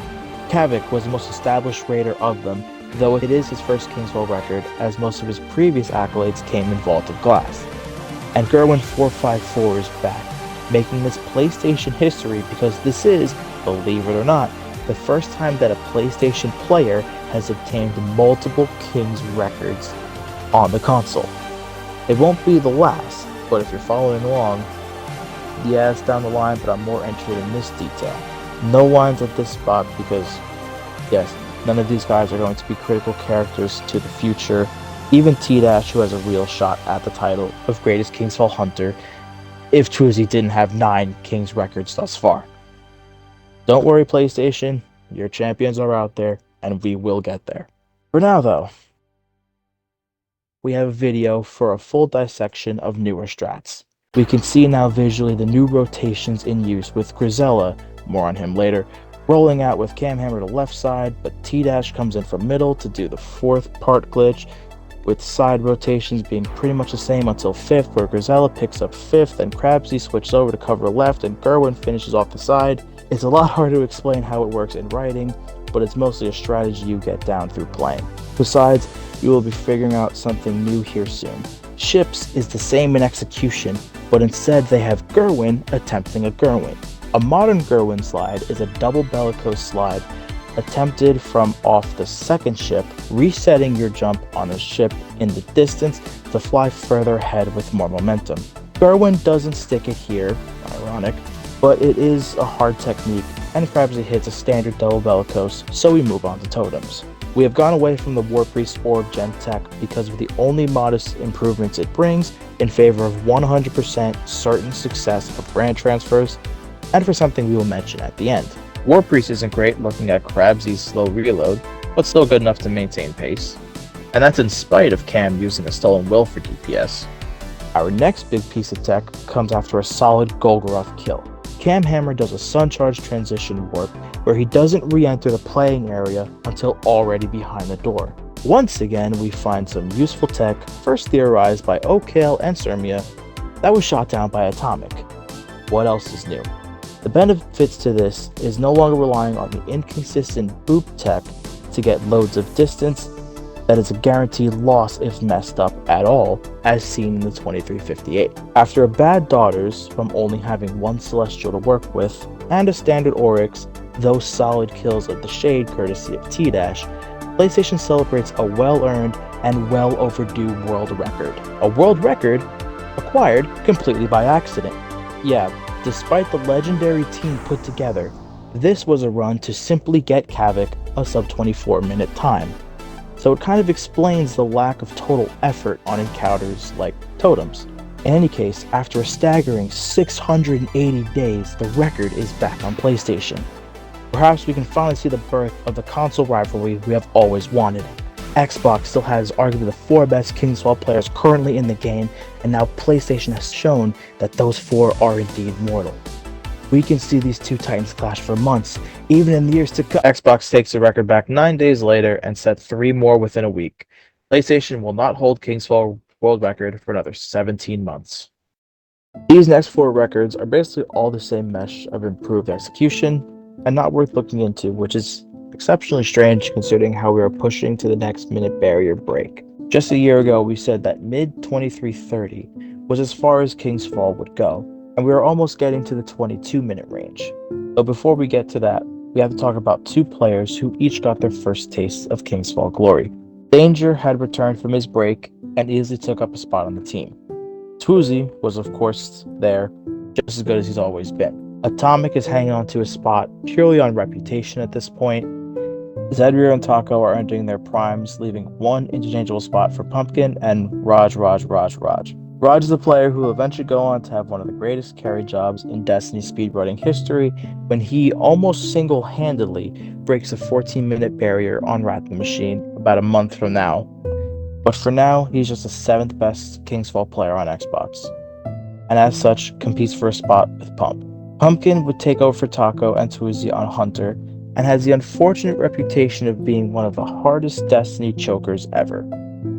It's harsh, but a fair thing to say that he simply just plays down to the moment. Many people who have played with him, myself included, can attest to runs that were orbited because Pump couldn't power slide, missed a Celestial stagger, or bricked Park glitch.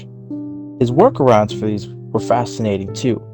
He was struggling to do the most basic form of power sliding, so he instead tried to learn how to do a bellicose slide without fast load speeds.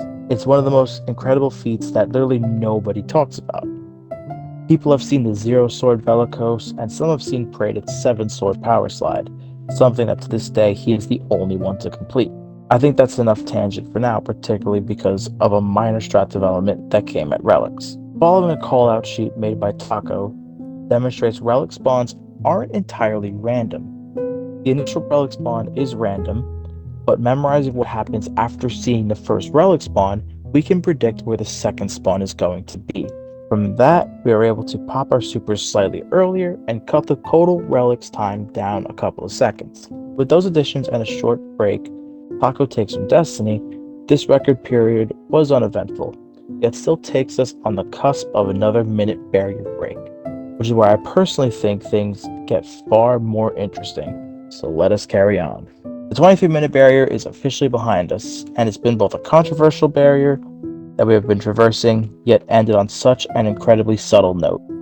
The most noteworthy part of this new record was a successful hit of a Gerwin slide, at least the double bellicose version of one. This is the tech that Gerwin tried unsuccessfully to execute back in PlayStation's 2319, and was performed as the new fastest completion of ships.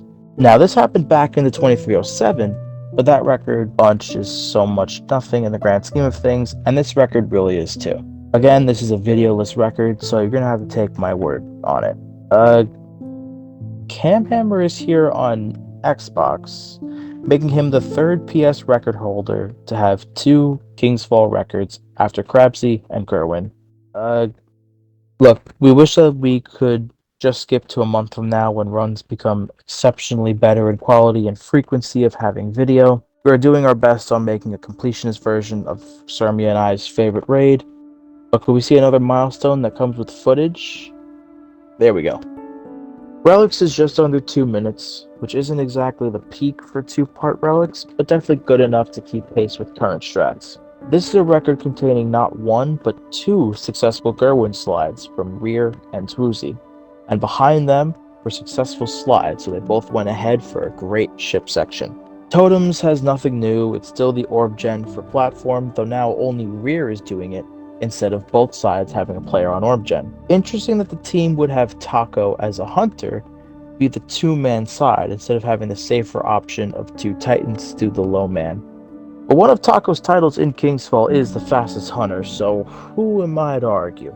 The enemies took a while to come out of left door for Rear to reset his aura timer, but luckily the damage that the others were doing were enough to still have it as a good kill. After good transition, delayed with a synth pop from Rear, he is... Rear, why are you walking towards the door? You won't be able to kill yourself for about a half second, so getting there as soon as possible is key to this. Anyway, Daughter's runs were okay, but again made up by excellent kill times. Oryx sees a new strat development for the first time since we began using Hunter Celestial for Shades back in the 2530 time. It first appeared in the previous world record thanks to discoveries on PlayStation, and it's something that we definitely should have figured out sooner, because, well, it's just a core function of the raid that we learned. If you kill the knights that spawn on plates during the mortars phase ends. Yep, that's it. Not a glitch, that is a function of the raid present from day one. I'm speaking as a collective group of people sent out to find new strats for King's Fall here, we have been searching for ways to speed up Daughters and Oryx for years. As of the recording of this, Oryx will only gain about 15 more seconds of save, and Daughters plays as it was from the world's first completion. We haven't found anything for it. Sermia will talk a bit more on this in the section of what's left to find, but really all of King's Fall's problems come down to this goddamn room. Threshold contains both by far the longest single encounter of any raid, and by far the encounter that we have found the least to do with as of 2024. Even Totems, which has been a long encounter itself, has other things that we can do to occupy the dead time. Not with Oryx though, where all 6 players have important jobs to do that they cannot stray too far from. Though something in this category has appeared at Relics, the first part of someone collecting orbs falls into the collection of encounters that have people just standing around looking pretty. We can try to think of something for that player to do.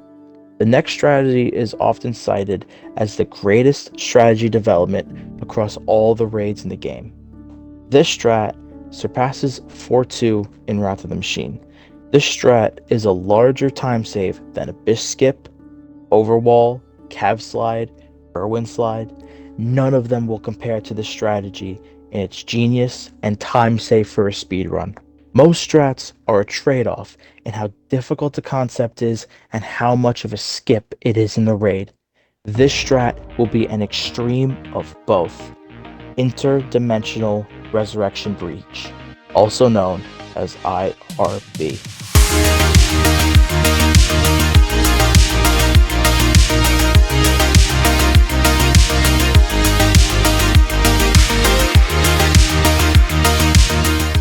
Your eyes aren't lying to you, though it may seem like this with how much of an improvement we have on our hands. 37 seconds of save from a strategy that saves well over a minute isn't an improvement we would tend to hype up as much, but it's more the details and records to follow, and don't worry, we will get there shortly, especially since this record does not have a video, which itself will become much less of a problem in the near future. But enough deliberation. What the hell is IRB, and how does one do it? Well, let's see. From spawn, the player doing IRB takes the initial relic along with the person doing an updated version of Orb Gen, where they don't have to take down as many mid-doors and help left side instead of right. After picking up enough orbs to be about 2/3 of the way to their Sunbreaker super, he turns around and heads off. Back near the initial spawn, he breaches left and heads further back. After getting the Trenchway load zone and breaching out, it's off to the races. Touching the ground in this area for even a quarter of a second will result in a misplaced spawn point for what we are trying to accomplish here. He continues to skate into the back corner of the area, where he then kills himself with a rocket. Respawning back in the breach near the Hall of Souls, he now skates back in bounds, where the rest of the team have been going through relics, issue-free, 5-man, and are now part glitching 4th relic on both sides due to how fast orbs are needed for the IRB player, and to help deal with losses from having one less player the majority of the time. The person doing IRB then part glitches the last relic on left side, and we are now halfway done. After picking up the orbs from the Orb Gen player's Portal Slam and going through is all but one player. After a pendulum skate, the player veers to the left instead of the right, where he offsets by partially breaching in place and swords into the corner, killing them instantly. This teleports them to the very top, not of the area they are currently, but the area at the end of the ships. Shortly after, the player outside the portal kills themselves, and an automatic revive happens to the IRB runner, and from there, they slide down and complete ships just after their timers have gotten to 3 minutes. This strat is nothing short of a legendary discovery from Celestial, one of the greatest glitchers not only of his generation, but of all time. Who, you might ask, is the first to complete this legendary King's Fall speedrun strat, you ask? Who the hell do you think? Par for the course from our friend Taco, who, if he hadn't already in the minds of current runners, certainly now establishes himself as second to none. This strat does more than just save absurd amounts of time as well. It's far easier to complete than a Gerwin slide, and actually raise the ceiling of how fast relics can be done. 4-part speed things up more and will lower our theoretical limit. Oh, silly me, I forgot to update this again. Yes, this will be a new era of Destiny coming up.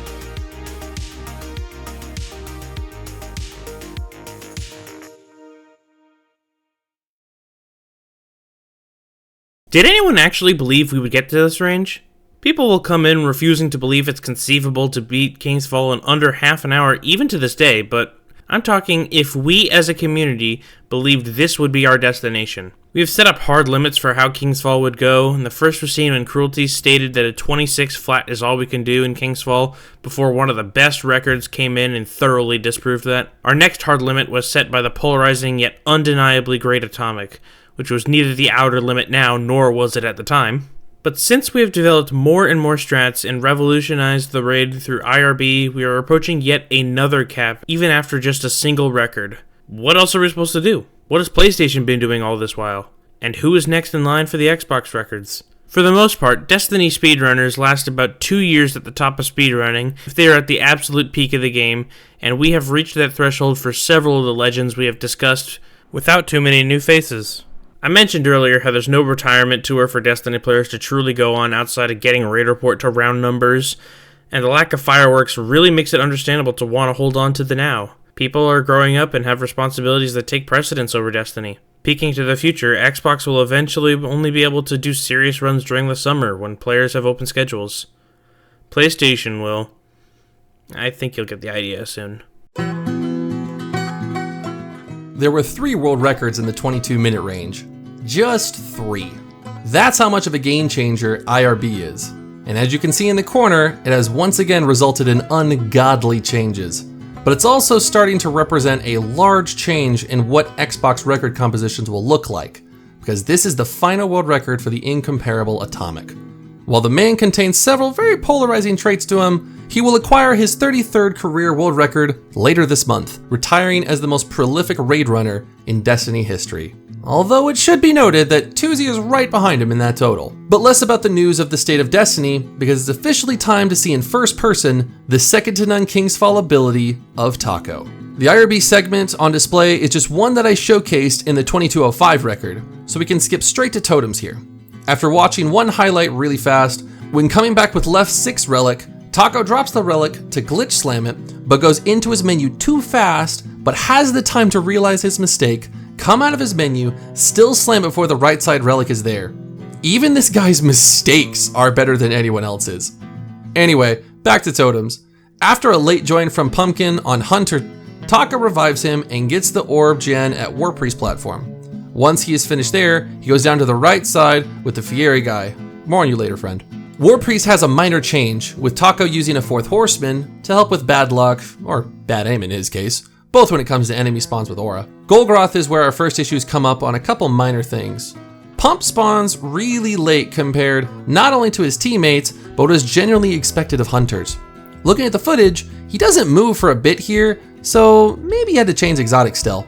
He also respawns a couple seconds after killing himself, showing poor menu movement. Anyway, it goes fine until Taco has to take Golgoroth's gauge, which goes miss, miss, miss, miss, miss, miss, miss, miss, miss, miss, miss, miss, miss, then gets Golgoroth's gaze anyway. This just kinda happens sometimes, and a mediocre kill followed by Taco nearly dying in transition will take us to Daughters. The first round is fine, with Tuzi getting a 45 run, but then we get to see Taco take a turn. 49 seconds remaining is one of the fastest Daughter run you will see this entire series. Its only blemish is Taco doesn't land close enough to get a melting point off, and backup melting Atomic is nowhere to be seen until well after Pumpkin has shot his Celestial. Marvelous waste of an elite run that was so fast that it offsets entirely this bad kill. When it comes to Oryx, once again, we see all the standards of past runs, but watching Taco run during Oryx is without question unnecessarily fast for this situation. Thumb skating from platform to platform will result in you getting to the front for the aura well ahead of schedule. But it's like Taco can only be excellent in what he does. He lands perfectly on the inside edge of each platform, as if every time he is torn a 49-second Daughters is the minimum he will allow. After we do all that, we have the first world record under 22 minutes. Though similarly to the 2205, there is room to go, and some stupid fixes needed. This team is set up well for the future, yet there will be some massive changes to Xbox runs in the future. Remember, this will be the last run that Atomic will be a part of, so we'll need to get another to take his spot. Of course, the newest player to Kingsfall record speeds, the Fieri guy, has shown promise as a future runner. But in terms of Xbox's capable record contenders, that's really about it. This is something we'll run into later, so let's see how long the old guard stands. I would make a real argument that this is the least known record out of all of these to this point. Another no video one, as you suspected, with a complete lack of fanfare around it. But what should be noted here is the first appearance of the player, the God of Mice. We will do a short debrief on him with little else to discuss here. Mice is most known for being one of the greatest Crota players of all time, but also doubling, as for the time being, and for the near future, genuinely the right-hand man to Taco in Kingsfall. This is less of a danger to Tuzi, because Mice is very much his own player, and generally ranks higher all time than Taco, but when it comes to being able to do Hunter, IRB, and most all the roles in Kingsfall, Mice is not too far off of Taco. Mice aside, This record has no real legacy. Another miscellaneous improvements in execution, as we will later come to repeat a ton. As such, let's move to the more interesting record that takes place just 3 days later. This will be the final Kingsfall record for nearly 10 months, or once every Anthony Rendon highlight. Funny enough, it's actually the first we have of Twoozy's POV, who, yes, is still as good as ever. In sadder news, however, this will be the final time this video has the dynamic duo of DD and Twoozy. DD, with greater life goals, no longer has the ability to run as often as he wants to succeed in college. He hangs up the controller for good this time, leaving on top as the first ever sub 1 hour speed rank. When I introduced him into this series, I did so claiming he was likely one of the 5 greatest raiders of all time, and that he would often be in the shadow of players like Twoozy or Z-Rear, his frequent running mates, not out of a lack of ability, but just because that's really how great this era of running is. Unlike the 2 runners ahead of him, DD was a much kinder and welcoming person, compared to the carefree, just put him on orb gen, I don't care, attitude of Twoozy or the British nature of Rear. If you showed interest in speedrunning at any level, and he saw an ounce of potential in you, Danger was such a great role model as a runner and a person. The game misses you greatly, man. I know it does. On the run itself, it's the same lane of runs shortly after a strat development, but players are so much better now that we are tearing those down much faster than we used to. Run breaks now happen because of a lack of top players in quantity, not quality. But let's head to the gameplay. Very standard things we are seeing now, featuring Twoozy splits, more on you later. Not pausing the timer during death screen, more on that later. Outstanding kills on Warpriest and Golgoroth, followed up by a solid transition through Transept, leads to a 10-second lead heading into Daughters. Note the timer is going on here. Again, that'll be important in the next video. Arriving at Daughters, we are treated to one of my favorite clips in the world record you'll ever find.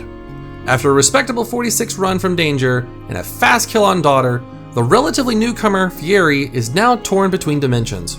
Twoozy darts off of plate 2 with Z-Rear in half already on plate 1. Fieri also jumps to plate 2 to begin running. Fieri has arrived at the wrong plate. No small fix either, as he has run halfway across the map just to begin his running. He finishes with a 37, a loss of almost that entire lead they built up. And yet, after the second Daughter kill, they've somehow gained time. These splits compare to a personal best of 21:59 that Twoozy had, so it's just ahead of a marginally worse Daughters, and we can't exactly tell if it's record material by the finish. But Z-Rear had a timer going next to him as well, and by the end, he correctly read high 30s final for Xbox's 24th of the 29 total Kingsfall records. I really hyped up the PlayStation versus Xbox concept in those early days a bit too soon, didn't I? Of course, Xbox was miles ahead on talent and had miles more talent coming ahead of them. But really is a disappointment that PlayStation never got that competing dynasty we had hoped for. But let's look back to the 23-19, when PlayStation showed up and accidentally took the world record at the tail end of 2 active Xbox dynasties. I said it would be about a year and a half until they would hold a record again. I also said that it's 10 months until the next record, so 10 months plus the 7 we have covered thus far equals...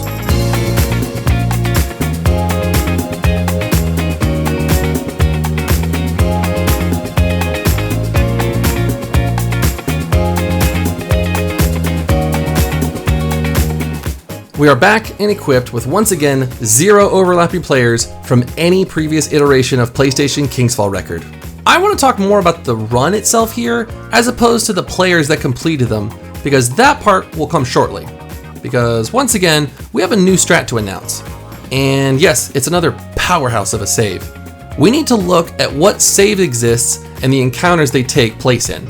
So at Relics, we have Orb Gen, Part Glitch, and of course, IRB. Ships has the earliest form of sword flying, has Power Slide and all its variations, and the second half of IRB. Skipping over to Warpriest, there are Shotgun Kills, Instant Start, and Instant Aura. Golgoroth has R2 and Blinding Bubbles. Daughters has nothing that truly speeds it up, but we'll come back to that.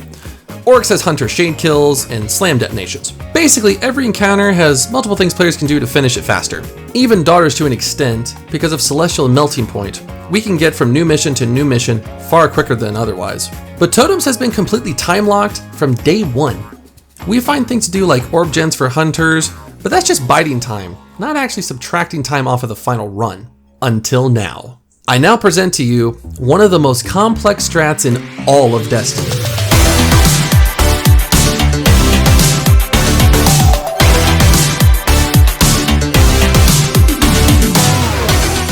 Aura Dupe is a minute of time save, and yet this record is a mere 5-second improvement over the record.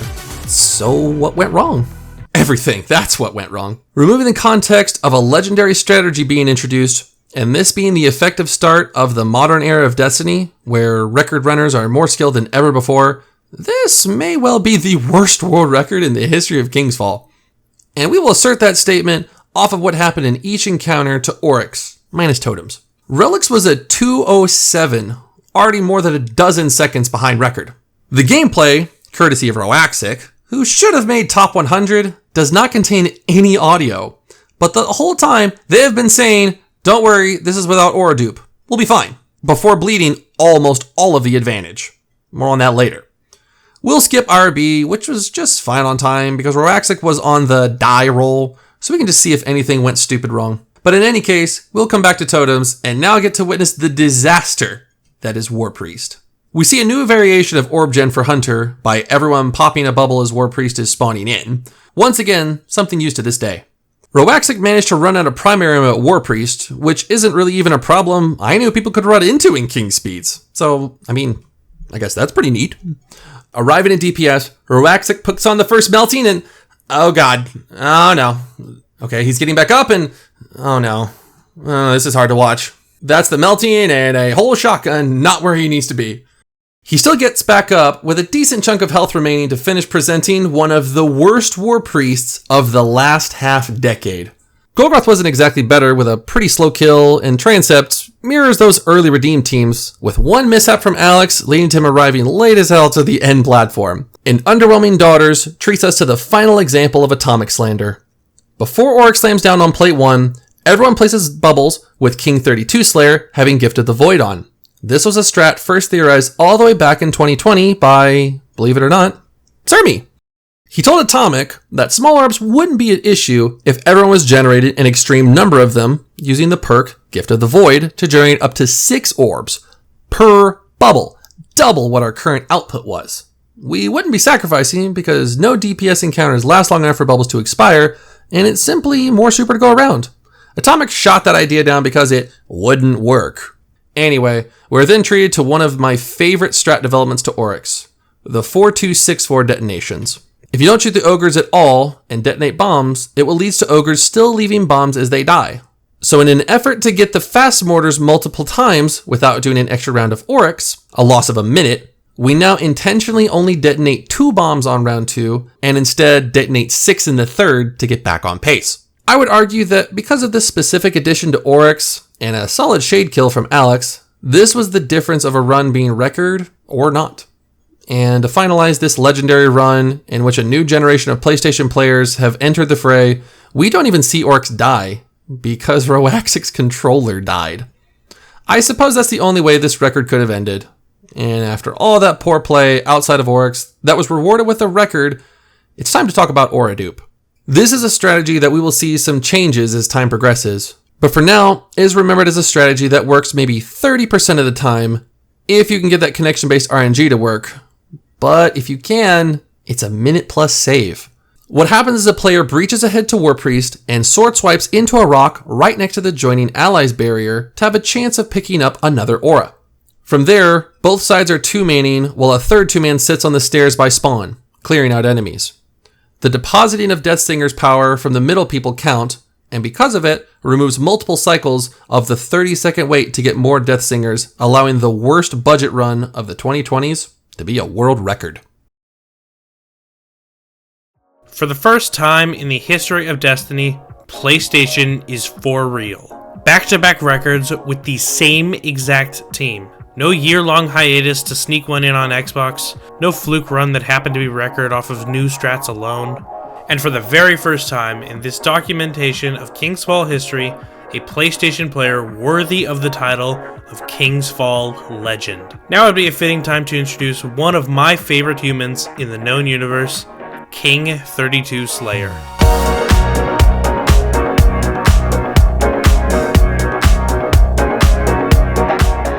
King 32 Slayer is playing to this day as one of the best King's Fall players on this earth, was the most important cog to the development of Oradupe, and has at least 15 King's Fall records. While only a 9 out of 10 at Relics, he is seriously one of the most consistent back 9 raiders this game has seen. This one will be his second record, and while there is a video, this record is merely a less bad version of the previous record, so I will choose to spend this time talking not just about the King, but all the players involved, and it would be a crime of me not to immediately pivot over to Alex. I had a serious debate as to if Alex should have this character spot, but as of the writing of this, King has just one more King's Fall record than Alex, so I'm going with what's more topical for the video. Though Alex and King really share more of that Taco and Z-Rear or Twoozy dynamic, where one is simply the best KF player on his console, and the other is a much more well-rounded record runner, Alex will have his career peak in 2024 when he gets all 4 main category records, the first time anyone will do that since Atomic and Kylo back in the summer 2020. Boots Electrics will take part in that journey. While he mostly does orb gen and a handful of the carrier roles, he is a very talented runner who assisted in the creation of this project. Jugger is high as fuck all the time, and YouLoved is the first person to do IRB in a world record other than Taco.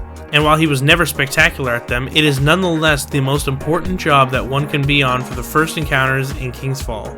Lastly is Roaxic. He is the only member of the group who didn't make the Raiding Hall of Fame, but is definitely up there in ability. This core of players will change over time, but for the most part they will stick together as the team of PlayStation, not just in the present or in the future of runs, but the best PlayStation players of all time. And with this team and this time, we now have to see how Xbox responds to this outbreak on their hands. Xbox is the historical big brother in King's Fall, remember? Now they've been hit twice by a team who no longer looking up at the runners of today. Show me what you have got. Good news and bad news for you, dear viewer. This record, as we have said so many times, has no video footage. And the good news is that of the current record, this is one of the last times we will run into this problem.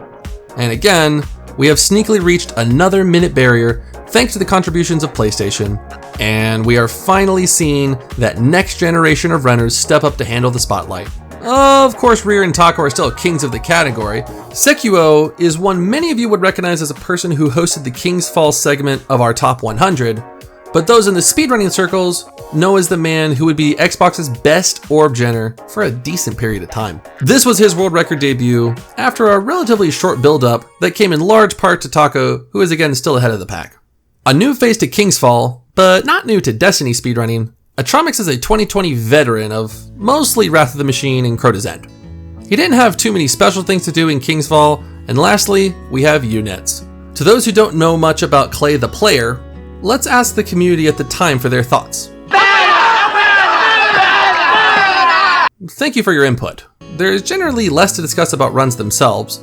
We have only a handful of stat changes remaining before we catch up to what current record strats are, so most improvements to the record come off of execution. We will have to move it to the narratives forming on each console to keep what we hope is entertaining content going. Besides, I already told you this is one of the final records without video, so let's see how exactly this group works. We will glance at the footage for this record to at least see where the improvements are being made, but the important things with this run and the future of the Xbox runs are after the analysis. IRB is being performed by Fieri instead of the usual Taco, because Taco was still outperforming Mice overall, but with Mice just behind him in production, we decided, what's better than one hunter? How about another? As we have been documenting this record history, one of the things we keep is the majority team composition for mostly what people were running in the early days, when it was only a few Titans and even Warlocks. For years now it's been unchanged, with 90% of the raid being run with 1 Hunter and 5 Titans. Though now with slightly different super management, we find ourselves having an extra bubble by Golgoroth, so we can instead have someone be a Hunter for celestial damage and better daughter kills. Since movement on Hunters is now optimized to compete with Titans in transition, it makes sense. And I mean, of course it makes sense. They got record, didn't they? Though I do find it funny that in 24 hours they managed to not only get another world record, but disrupt one of the only consistent pieces of speedrunning philosophy we've maintained for years. Yeah, one day later. Remember when that was a somewhat normal occurrence? Records lasting days at a time while Cruelty and Tfue were hooping on PlayStation runners without a competition in sight? I don't want to sound like a back in my day kind of person. I really love the new strategies. We are in a much deteriorated version of Destiny at this point. There were millions of active players in 2016, but the case in 2022 is stragglers who can't abandon the game they loved and aren't interested in the day job of Destiny 2. It's a much more tight-knit community, and that community has been absolutely hacking down the King's Fall world record with 2 massive strats that we haven't been able to master yet to this point. Though I'm sure Taco is about as close as you can get, using this minute barrier break to truly get noticed as an all-time great of a player. While the roster he does it with is just a slight retool, switching the unreliable units for the stalwart Fieri, it's mostly notable because this will be the final time Z-Rear gets to place his signature in the history books. The greatest raider of all time retires as a 9-time King's Fall world record holder and an all-timer in what he did. With him leaving and legends like Tuzi and Danger out of the light for multiple records, I think it's time to look forward to the next generation of Xbox players. Perhaps part of that next wave will be Sekiwo. He's promising in all raids, but at least in King's Fall is rarely let off the carry rolls in record attempts, and outside of him it's, well, nobody. Xbox will still hold King's Fall record many times and set legendary times, but there won't be any more champions for us to latch onto. We will only be introducing one new record holder to the console. When it comes to the future of raiding, not just in King's Fall, but in all of Destiny, we have to look at PlayStation. PlayStation is back, and again, the same core is here again, beating Xbox. This was what really set this PlayStation core apart from their counterparts. Even though Camhammer's group was doing well in the other raids, and only months after this would set the greatest Wrath record of all time, this was still what forced Xbox to perhaps not stop looking down on the console, but at the very least put PlayStation more on notice to the stars on Xbox. There are less innovations this time because they didn't need to create strats to compete with Xbox this time around. They were just using what they had already correctly determined were the best strats to use and could now afford to use their time to practice and simply improve at the raid, now catching up to Xbox in talent. But if you know what comes down the line here, they'll do more than just catch up. This run is just taking more advantage of the save available in Oradupe, so I mostly want to skip along with this record, so let's just skim through it. Alright, relics, good dupe hit, more priests, go. What? Did I just see 3 people miss a breach in perfect sync? No, this time is ass, let's get moving. This time featuring 2 more legendary players who are known for their Wrath ability.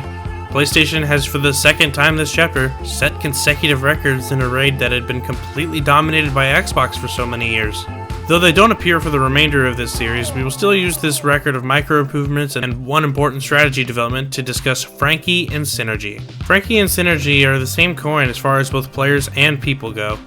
Both Wrath players, both obnoxious personalities, both unbelievable talents when it comes to the game of Destiny. Frankie and Synergy would replace Alex and Boots in this record. Boots' most notable position here was only orb generation, which while important, could easily be filled by a competitively average King's Fall player like Synergy. But he had the mechanical skill demanding of being arguably the best Wrath player in the world. The reason I say arguably is because of Frankie, who had the tall order of filling in for Alex, but he really took over Roaxic's roles while Roaxic moved on to Hunter for the run. All of this shows that this core of players is flexible, interchangeable, and incredibly talented all throughout. Their innovation came back with a new method to desyncing for aura duplication. By intentionally failing a breach just before the Portico load zone, typically only used for IRB death, you can sword swipe into it just before the wipe screen moves the team to totems, and you could start totems desynced instead of having to use the start to get the desync. With the resync process being the same, it became the primary method for both for its extreme consistency compared to the old version, and for making it a time save by getting an extra cycle done. Though for having another cycle and speeding up totems even more, you'd think it'd be more than a 5-second improvement. Well, here's the full potential of this core unleashed. Remarkably, impossibly, even inconceivably, we are approaching not just a minute barrier, but a 10-minute barrier. We have technically only seen this twice before, when the second ever speedrun was completed, setting the record under 40 minutes for the first time, and later in Chapter 1, when the 6th record happened by the Note team bringing the record under half an hour. Since then, we have seen 35 total world records, 7 years of player and strategy development, the entire King's Fall careers of almost every top 10 raider of all time both begin and conclude. PlayStation has not just gathered a team that competes with Xbox, but has just 3 repeated record titles amidst a somewhat retool of the talent on Xbox. just 10 seconds away from taking the record under 20 minutes and earning what is very likely the most groundbreaking and legendary achievement in the history of this raid, King, Alex, and the rest of 4 auras are now the frontrunners to achieve such a feat. As PlayStation's quick rise to the top was transpiring, Xbox has added 1 top player, squeaked out 2 records to better execution of the strategies that PlayStation had brought to the table, and sat back as they quickly grabbed the wheel to take this record sub 20. Now yes, this record is most notable for being the precipice of history, but it's also the best record they've set to date. Now that being said, it's a tale of 2 halves for the most part. A spotless first half gives them a massive lead over the current record, but starting at Jugger messing up his Golgoroth slide transition and Roraxic bricking out his rollout to the Swordfly, it somewhat falls apart. They lose about 2 seconds from a bad transept, lost 2 more seconds from a rare King mistake at Oryx being unable to instantly take out his Knight, lost approximately 6 more seconds to incredibly sloppy detonations, something we will revisit again. Those totals just in the second half bring the potential of this very run to sub 20. You can even point out how you loved saying they were on pace for not just record through IRB, but they were in sub 20 territory. Of course, he was just calling out how the warp was 3 minutes and 20 seconds into the raid, but I prefer the Karma approach to it all. But this was a missed opportunity from PlayStation. Luckily for them, they still have the best record A team in the world, and the best substitutions for that team. They have the advantage of more time practicing the modern strats compared to Xbox. However, this record history is still missing something crucial. Something that all other records have seen in their histories. An all-time carry job. As of this point in history, Robski's performance in the 648 Crota's End world record was one of the most dominant individual efforts across any raid. As the best Vault of Glass player in the world, K Shiflet would have a dominating performance on the world's first sub-14 VOG, both of which fall short to the unreal carrying that Raj had as the man who did every single hard job in the 1356 Wrath of the Machine record. Each of those performances are exceptional stories involving extraordinary players, in record histories that have their own stories to tell, but less so in King's Fall in this department. Yes, there were stretches of individual dominance, like Tuzi setting 9 consecutive King's Fall records, Tifu and Cruelty each monopolizing the raid in their redeem stints. At least since PlayStation's takeover, we've really neglected to mention Taco in this stretch. Yes, he's regarded as the best King's Fall player in the world, and he's still been on Xbox, but the stories Xbox has told in this time have changed in that time. There's been new faces like Mice and Sekuo entering the scene, Rear has ascended to GOAT status in raiding, taking that very title from his running mate Tuzi, I believe. Taco simply being the greatest King's Fall player isn't news at this point, and a much less interesting narrative about him. We root for underdogs as people. It's what makes entertainment entertaining. It's why we rooted for the Cavaliers to beat the Warriors even one time in the late 2010s. It's why we hoped the Falcons could topple the evil empire in New England that same year, and what made the Giants doing it twice so special. We internalized that America, the most dominant empire in the history of mankind, were the greatest underdogs of all time when they beat the USSR hockey team in 1980. We want Captain America to prevail as he stares down Thanos' army. And now with PlayStation bearing down on an achievement the likes of which Destiny never really thought it would see, Taco stared down the odds and completely took over.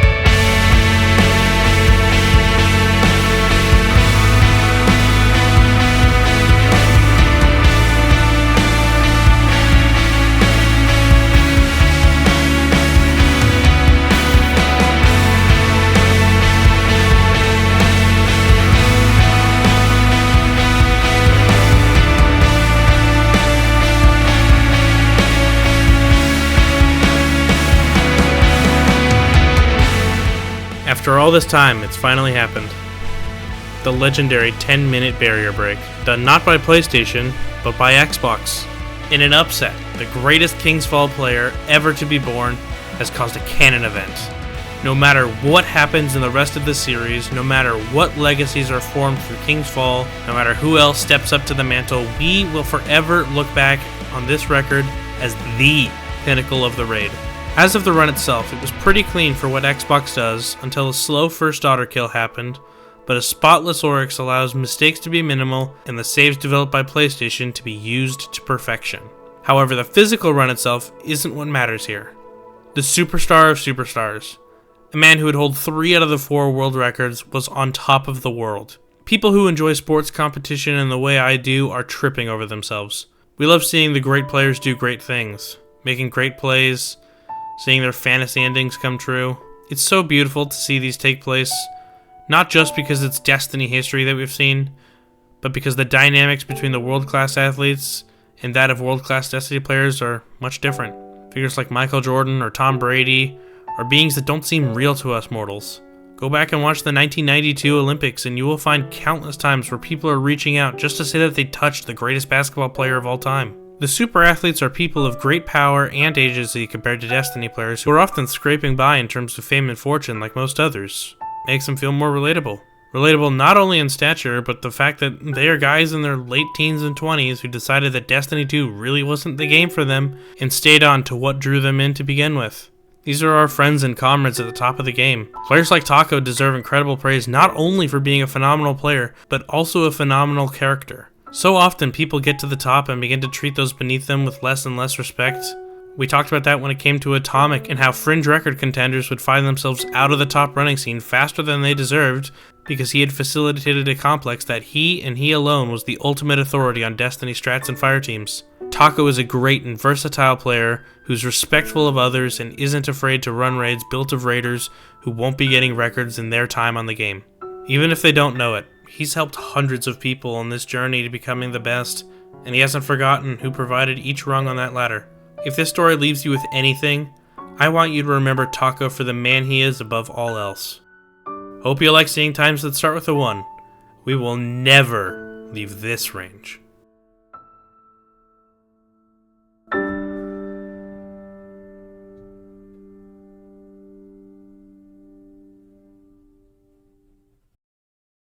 To this point in King's Fall history, we have seen 45 total King's Fall records, with Xbox housing the super majority of those, but also the beginnings of a change to that pattern, with PlayStation setting 3 in a row, until Taco completely ran through them to get the first 10-minute barrier break in almost 7 years, but of course, that's not the end to the story. I'm sure many of you who have chosen to watch this far likely know what's going to come next, but in the interest of not spoiling the tales ahead, we will frame this video like this. As it stands, this era is to represent a true rotation for the top raiders of Destiny. For the first time, perhaps ever, the top raiding talent no longer resides on Xbox. Of the generations past, there was always Cruelty, Tfue, everyone on Sunbreaker and Fellwinter, along with only a couple PlayStation runs across the entire history of King's Fall.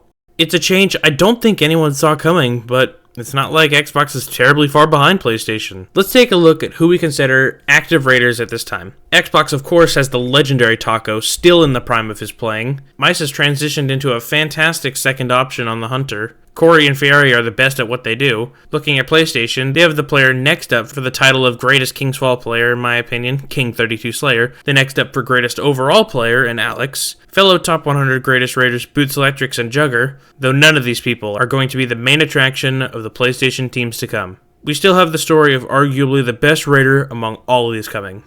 I'm ready when you are. I'm not a gambling man. I don't plan on gambling, nor will I endorse that behavior on this channel. But I would gladly put a shit ton of money that this is the least known pair of records, not just limited to King's Fall, but likely all of Destiny. The only evidence of these records happening is the endgame screen pictures taken by Alex to go along with some raid report green dots.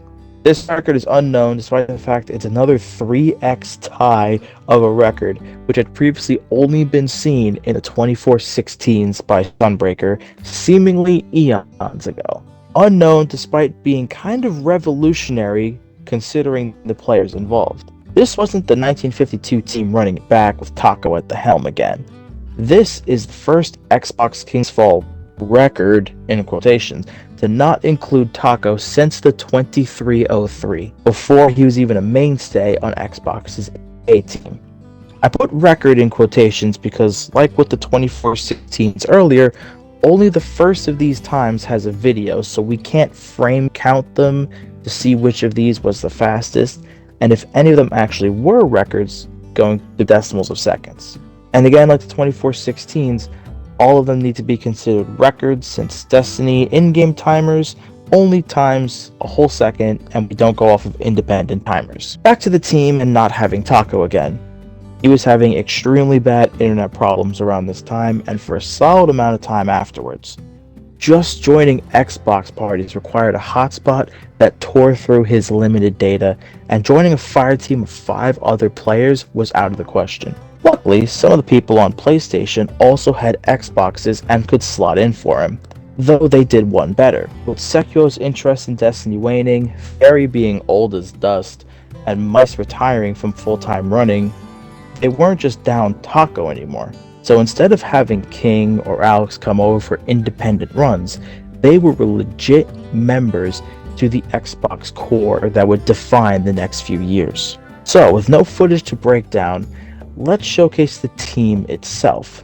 We briefly talked about Kay Shiflett in a previous record, and he is undoubtedly the face of Destiny in 2023, if you ask me. Starting on PlayStation, he became a truly outstanding player at King's Fall and would serve as the team's best player along with Alex, also subbing from PlayStation. The only other player from the original 1952 team to be on the ties was Corey. Corey would build a reputation as the best right side relic parter on Xbox. A wordy but absolutely accurate title for the man who was already one of the best Wrath of the Machine players of all time. The rest of the players here are the old guard from 2020 making their returns as summer break has come. Two-time record holders Listrick and I'm Not a Zoomer made their returns in a big way, with a record tie and a minor strat to boot. Should be mentioned that Zoomer really stepped up from his roles as a great role player in his previous times in Wrath and King's Fall to become an actual team leader for Xbox. This is a concept we'll come back to at the end of this, but for now, he's one of the best players in the world, come to challenge a hallowed Xbox record. That makes our team 5 deep, so there must be one more player. Let me check the raid report again to see who. Darsley, that's just Listrick's alt account Alex is playing on.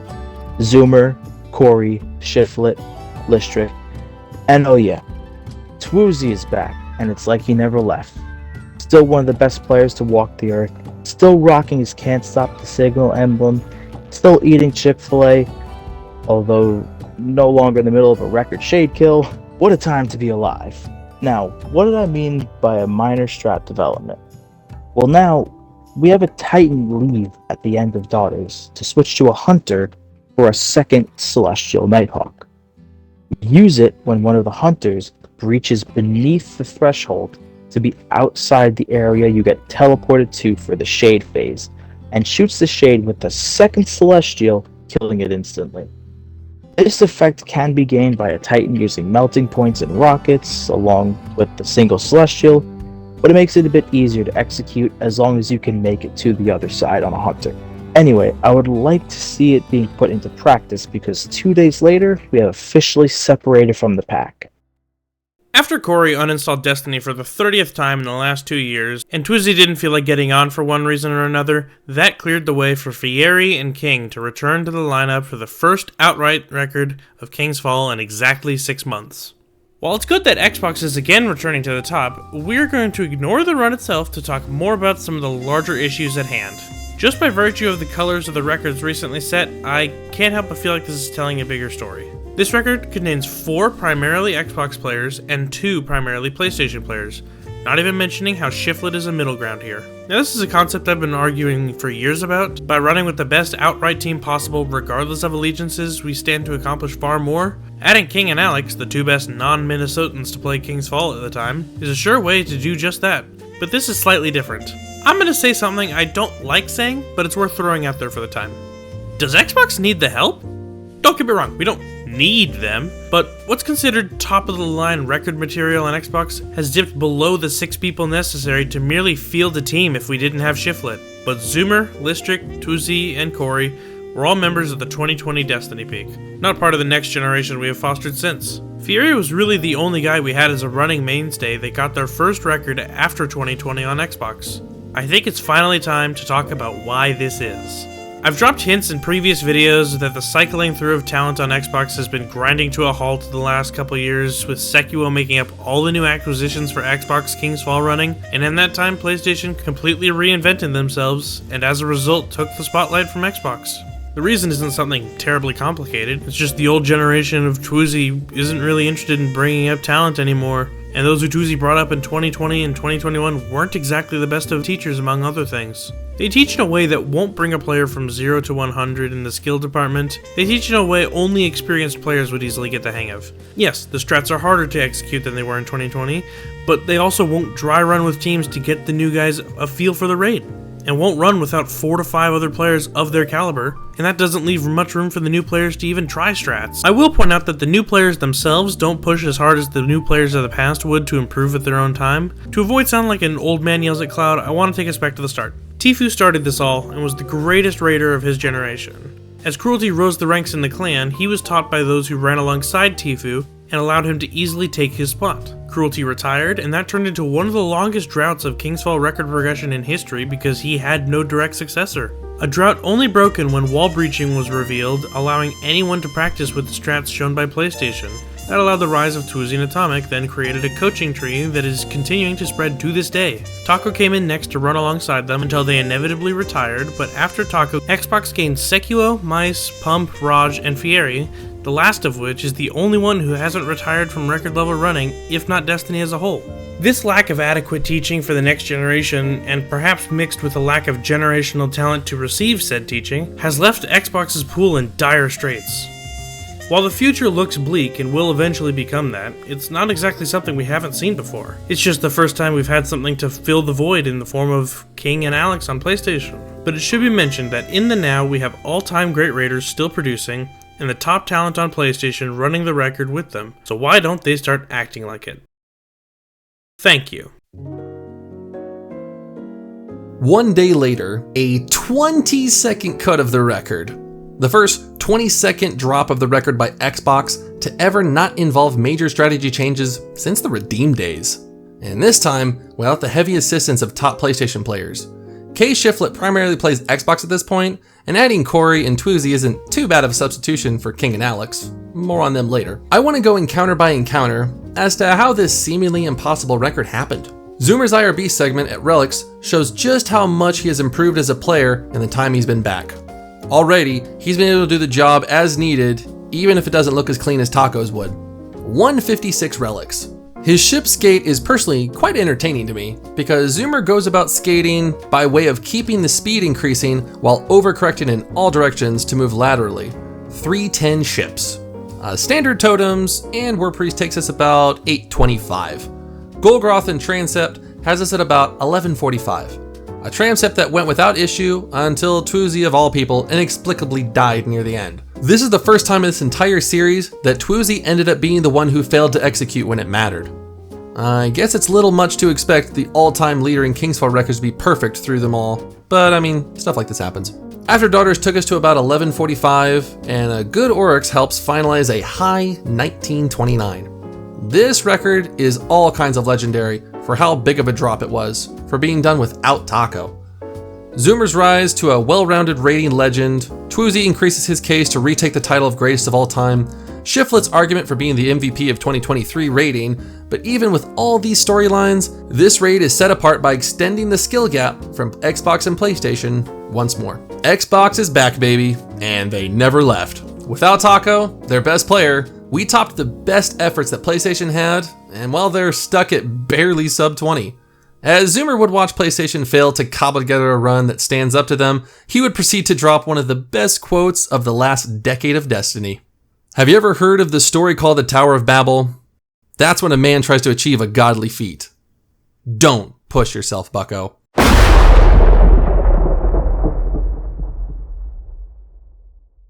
Like with win probability charts and bad haircuts, the only reason I show you this is because something insane happened. Most of the raids in Destiny have seen ties before. We discussed earlier about the curse of the 2416 and the innovation it took to finally smash it. It's fascinating to see two teams on two consoles with 11 different players and hundreds of different variables play the raid completely differently and yet come to the exact same final time. If we go by splits at each encounter, you can see that PlayStation was bleeding time from the very start, losing time in the most random of places, and only being saved because PlayStation is worlds ahead of Xbox at relics and IRB. If you think I'm joking, we'll do the same encounter by encounter checks for the times. They're 7 seconds ahead after just relics, and their IRB maintains that large advantage. Totems is fine, if a bit slow at the end, and the War Priest kill loses a little time. Then an inexplicable 2-second time loss because Boots was having menu trouble or drunk on the controller at Golgoroth Pillar because it takes him an incredibly long time to respawn. There's almost no advantage to respawning a bit late, because you should already have the proper heavy weapon equipped if you are on bubble, as Boots is, and you have to pop a special synth when you get up, so being ready as soon as possible is key here. But nonetheless, it's 2 extra seconds that Xbox gains in this race. Golgoroth otherwise goes without issue, and Transepts avoid losing the team's most accomplished player. Daughters is excellent, and ahead of Xbox by a few seconds thanks to having an extra player on that kill compared to Xbox. But then we get to an all-time bad Oryx collapse. Now, I'm going to point to what PlayStation cites as the reason everything went to hell and they lost outright record. Overwall was one of the best solo players in the world, and was the primary hunter throughout the raid, tasked with moving down for the additional Shade Celestial, but over-relied on his sword ammo to bail out his movement, and only having 9 sword ammo became his undoing. That was bad, yes, and it did lose them time, but Alex had an insane solo kill to cut about as much of that loss from it as you could. For the real problems, we need to look at the start. The right side thrall at the beginning of this encounter need to be killed as soon as possible to start the encounter sooner. However, instead of pre-throwing a grenade at their spawn, PlayStation individually shoots them, losing a few seconds. And then we get to the detonations. Almost every time we have a different person call out detonations, which isn't exactly helpful, but the problem is they're all very conservative calls. Each time we lose a second, and just like that, a -8 Oryx results in a 1929 King's Fall record tie. Though it should be noted that in previous ties we didn't have the recordings of all the ties, but we do now. So even though Destiny in-game timers can only go truncated to the whole second, we can frame count each of these to find out if PlayStation actually took the record, or if it's just short of Xbox. By less than half a second, the Xbox runners have, by at least one method, maintained their perch atop King's Fall. This news is actually a bit of a surprise for some people hearing this who were told the opposite. Turns out when we initially did testing, we manually retimed it and were frames off of the actual result. Human error getting in the way of that. Removing all load times and just looking at what the teams did, we see Xbox is just better in execution and RNG. Though again, I have to mention that none of that is all too important for this run. We still go by in-game timers regardless of what frame count says, but it's something we will return to in a bit. As for these two 1929 runs, it's a tale of two halves for PlayStation, as well as one of missed opportunities. If you combine the relics and IRB of PlayStation and totems onward of Xbox, you would be returned with an absurd record of about 1910. Now, we would never expect that level of shrink, but we definitely said the same thing before Xbox's 1929. In any case, it's not possible to splice records together and have them count, and you can't replace an entire team for a speedrun of record aspirations, so what do we do from here? Well, there are two factors needed to be considered for breaking the tie for either console, and it can be seen in who is the top dog on each console. Of course, Taco is Xbox's top general, but it should be noted that the issues of teaching not being in the cards for the current Xbox runners extend to Listric's whole character, making people not want to run with him, and Zoomer refusing to run record without him, so that's in the mud. So we will instead look at PlayStation to take the definitive record, but King and Alex aren't the faces anymore. Yes, they're the veterans of the team, and the most accomplished players who are still outstanding, but they are not the best players on the team any longer. I didn't talk about him much as per the 1929 record tie, but those paying attention have already seen him. It's time to welcome you to the future.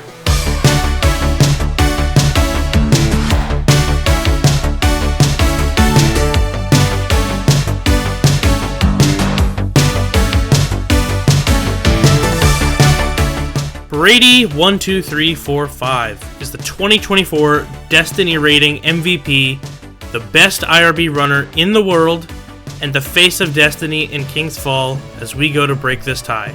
Speaking in the future tense, Brady would eventually defy any limits placed on him to become both the best speedrunner in the world and also become one of the best solo players in the game too. He would be a one-man army in multiple Crota world records and successfully dethrone the legendary 1331 Wrath of the Machine record. Brady's movement is labeled as unique to a point where we have never seen someone this consistent at anywhere this speed before.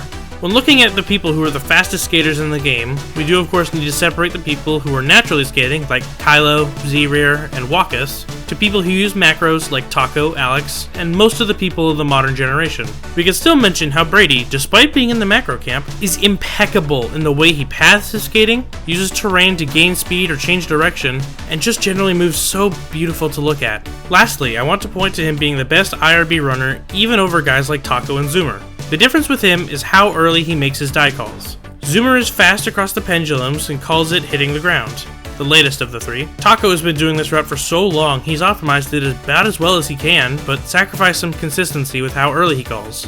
Brady calls it both earlier than Taco, and maintains the consistency for PlayStation to not cut down on runs to totems because of it. He respawns mere frames after he dies, and that's what's been making the difference in PlayStation conquering the Tower of Babel. He, above all else, is what keeps PlayStation in the lead. But remember, for all that Brady adds to the team, PlayStation has only tied the record. Despite getting just about every time in the 1930s, this is an insane record that feels just out of reach for either console. PlayStation's win condition is at least simple though. We need to improve the detonations at Oryx, ensure there are no failures during transitions, and have a person who could potentially double as Hunter for the end. Play in high-stakes situations with sound fundamentals, all while maintaining the level of excellence at Relics that PlayStation demands. Can anyone check all those boxes? I'm glad you asked. But first, going back to episode 1, we have something to announce. During the making of this project, 3 world records were discovered from the first few weeks of King's Fall's existence. In all likelihood, this is the first time you've ever heard of these records. Just as likely you will have great knowledge as to who some of these players are. I mean, just look at these names. Frostbolt and Enkooch? If you were in the Trials carrying scene back before Destiny 2, these are names you regularly saw at the top of Twitch streaming lists for Destiny. They have a combined 750,000 subscribers on YouTube, and yet there is no talk of this world record three-peat they dropped at the start of the raid's history. I asked many others on this team, and among those who responded, none of them could even recollect there being 3 world record times. But we know that Raid Report doesn't lie. These times happened. As for the runs themselves, 2 have asterisks on them because Logic wasn't able to recall the exact times of any but the 4046. There isn't any footage still lying around, so using the same API differences, we are left with 4153 and 39 flat. This is, for all the research I have done on this, as good as evidence goes for the first sub-40 King's Fall world record, meaning that title doesn't go to Redeem. As records go, these 3 aren't terribly important for anything other than the names attached to it. I mean, you're telling me Enkooch has more King's Fall records than Wakus Flockus? I suppose record total is a deceiving statistic, and as an Xbox Destiny player, I've been delaying what I damn well know what comes next, so let's get back to the present. Xbox has Taco, the best King's Fall player ever, and PlayStation has the best team to support what Taco brings to a team. If you wanted to build a team to break the 1929 time of players on both consoles, I don't think you would build this team any other way. The third tie in King's Fall history has finally been snapped. And look at what the difference maker was. Taco was already regarded as the most amazing player in King's Fall history, but credit goes out to the whole team. As per usual, they started ahead with a superior relic to the Xbox 1929, but instead of bleeding as much time, they kept their advantage going. Boots wasn't there to fall asleep at the console before Kolgoroth, so 2 more seconds there. They avoid the couple second loss at Oryx from Overwhelm not properly routing down. Taco single-handedly fixed their detonations with the implementation of more aggressive countdowns and late bombs. All that with solid execution at bosses and transition establishes Brady as the best in the world at IRB. PlayStation is the console for the future of raiding, and Taco is a god amongst children. And new face Wolf Canyon here gets his first world record. Wolf is a really good guy who did mostly budgets and a few mission records here and there, a lot like a previous record holder. And like that previous record holder, broke the tie in a time that was expected to last as long as PlayStation wanted it to. Xbox was only able to cobble together runs in the summer when Fieri, Zoomer, and Listrick had more time on their hands. There was no competition but themselves. Like that previous record holder, he didn't hold it for long, though I don't think anyone expected what would happen next.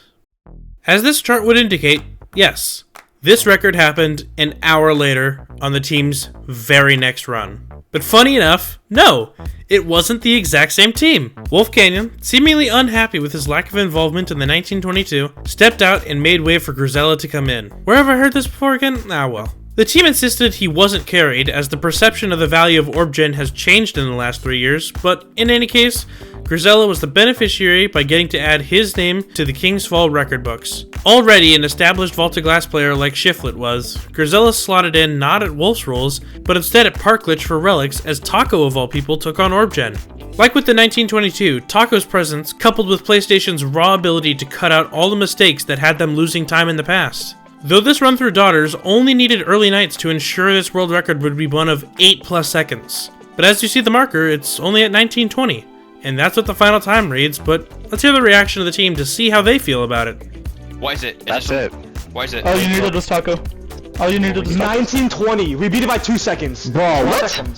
What? Huh? 1920. 1920. This rate's RNG, man.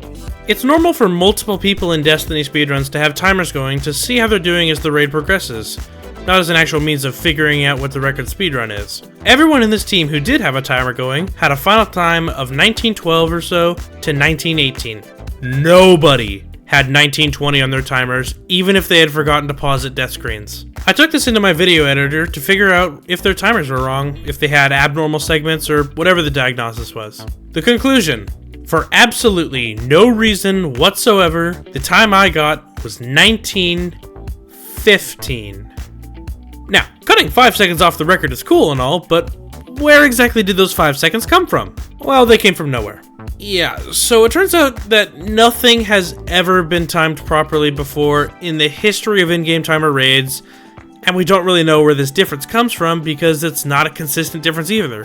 1915, 1924, 1923, 2235, 2311, 3141. This has literally always been present, and if we were to make the switch to running on timers or frame counts, we would instead be talking about many different records. Back when the record was 2339, PlayStation had their time down to a 2344. It's possible, however unlikely, that this could have been the real record. We will never know how this all goes, and personally I'm okay with that because wrapping my head around this timing thing is far more complicated than it's worth. So where does the record go from here? Well, for starters, we are solely looking at PlayStation to continue bringing the record down south of 19 minutes, and they have a couple of tricks to do so. Brady's only getting better at the game, and is certain to become the team's leader sooner rather than later. The indefatigable King 32 Slayer is stepping back a bit from running, but is no doubt ready to help when called upon. Taco is just as good as when he began and looks to set his 5th consecutive minute barrier break. The would-be second most out of anybody but Kavik and Vault of Glass. Though it should be noted that Taco has been struggling on PlayStation. The controller layout difference between Xbox and PlayStation create enough of a mental hurdle to where Taco isn't a lock for the future records like King or Brady are. Outside those changes, I think PlayStation's depth with Wolf, Grisella, and a number of other people can change out and not lose production. That would be helped in part because of something that Brady says at the end of 1920. 4 auras has been a theoretical strat as far back as when King first ushered in the aura dupe strat. Legendary Glitcher All-in-Wall had scolded Xbox runners at the time for not duping more players to skip extra cycles, even though the strat was considerably more difficult. And even now, that is still the case with 4 auras being a strat that the Xbox runners on 2023 and beyond incapable of consistently getting run past War Priest. But before we get to PlayStation's progress, we need to look at Brady's 2024 year in Destiny. The most records in a single calendar year. The most any percent records in a year. Member of every single any percent world record in 2024, and to top it off, most categories holding a record at once. Very simply put, this is the greatest peak of a player of all time. But through much of this dominance, he was mostly working around King's Fall. Since setting the 1920, his 3rd world record of 2024, he has set 19 Crota world records, 3 Wrath world records, and the 1304 Vault of Glass time, but no King's records entering December. Despite how great Brady was playing, King's Fall hadn't seen this absolute tear since February, so I decided to ask Brady what was causing these records to not involve any KF times. Well, Overwall was the 2nd best player in the last 2 years and instrumental to PlayStation dominating the last 2 years, was unable to run King's Fall with the group because Taco wouldn't let him. Taco. This guy. Yeah, Now, additional contributing factors was players not really wanting to run 4 auras from having no success in previous attempts on it, Alex generally not wanting to run the raid, and overall more interest in firing out a bunch of Crototimes and beating the legendary 1331 Wrath time. Man, Taco was holding back KF records? Wow. In any case, Brady and the rest of PlayStation figured out their timing problems, and the next record did in fact come. And that record fucking sucks. King, how do you keep ending up in these? You're one of the best ever, and line up the bottom 3 KF records ever. On the topic of this record, however, it's not the worst of them. That title still belongs to 2133 in my opinion, but let's look at the run that finally beats the long-lasting 1920, as well as the team that comprises it. No Taco, no Overwall. Brady decided he would circumvent the problem that Taco was creating entirely by readying old KF veterans You Loved, the first PlayStation runner to get record-performing IRB, and believe it or not, the God of Mice. Mice makes a brief return to record running to secure what would be Comeback Player of the Year for 2024. Now, I can't just say this is one of the worst world records in Kingsfall history without demonstrating why it is so. So let's see the footage. Starting with a 307 Death Warp is decent enough, at very least enough to keep pace with the current 1920 record, the real interesting part is here. What you are seeing on screen is the world's first successful 4 auras segment in a world record speedrun. Now here's how it works. Before Totems even begins, 2 players need to already have their defender bubbles up and ready to go. This is done by getting enemy kills towards the end of relics, or the knights and acolytes and ships if they can get any in time. From here, 2 players who aren't duplicating orbs desync at ships and go down either side to grab the auras, while the IRB runner and the hunter go and hold the totems with them. The players who desynced count their timers down to 15, to which point the bubble players now pick up the duplicated auras, so both aura timers can be as far apart from each other as possible. 15 seconds is how long it takes to deposit Deathsinger's power fully, so that small window between finishing depositing and repicking up the aura is what allows the strategy to work at all. The players who pick up respawned auras switch positions with the duplicated auras. The reason the duplicated players need to go up so early is so that they can start depositing as early as possible. Now the players holding the new aura can start heading up, and after that transition, everybody will be up and the bubbles with Armor of Light are placed down in the middle so everyone can sword block and survive the incoming totem attack. After which the players can unblock and head back down to their sides. Repeating this cycling will be enough to complete totems earlier and get a massive lead on the 1920 record. And according to Brady, this was the first segment past totems they would ever get. As such, they enter War Priest with an incredible lead and the easiest record imaginable if they play even just alright. So let's now watch them bleed every drop of their lead in just 5 short encounters. As soon as the final waves of enemies are killed during War Priest, the Hallowed Knights should arrive next to grant them access to the War Priest aura plates. However, this time, they didn't quite feel like coming out in a remotely fast or even normal time. The callouts would suggest that Grisella was having a difficult time getting all his enemies down, but King was reminding him to get the War Priest's attention off an exposed You Loved. In actuality, it was Alex playing on old friend Roaxic's account, failing to have all his enemies down in time. You can hear in Mice's point of view the Mida multi-tool shots at close range, and see some acolytes on left side dying very late as the knights finally arrive. Then, getting to Golgoroth, King sends out the worst sleeper shot you've ever seen. Especially for one that actually hit the Golgoroth orb. Somehow. During the Golgoroth kill itself, Brady would randomly not have shots affected by the pool of reclaimed light. Looking at his point of view, the perk was always on his screen, and it was indeed indicating criticals shown by his spindle never needing to reload, so this time it was actually just Destiny scamming them out of seconds. King calls out a kill with 3 seconds on the clock, which is terrible compared to the 7 to 8 remaining they are looking for. In transition, You Loved is completely eaten up by the middle piece, losing the team more time. Now it's time for Daughters, and instead of letting me explain what went wrong, we should instead peek at the audio provided by Brady for some insight. Yeah. Melons. It's gonna be interesting. Bro, you're going the wrong order, Off! Bro, how are we getting in the wrong order, bro? Oh my god. It definitely lagged. Grisella is both quick and correct to point out how lag is what created the faulty plate alignment. Even watching the footage in real time, you can tell it was Brady and the rest of Plate 1 who got on first, but this freeze frame here will show it for those who are in doubt. Regardless of where the fault is to go on this, what happened is still what happened. The plates open in the wrong order, and now we need to lose over 16 seconds on the first run, and more to come with You Loved dying in the process. Great. We even lose time at Oryx because of the Oryx in 1920 included in early night's round, which is time comparatively lost without one here. The whole team has given up at this point, but completing a well-executed, if unlucky, Oryx segment, at least they had, until their timer stopped. It's record, it's record. Fucking hell. Wow. I got 1917. Bro, remember the time. Wow, We got no 2 way. seconds each. 1917. We beat record by like 1 second. We actually beat record by like 1 second, bro. I'm out of here, dog.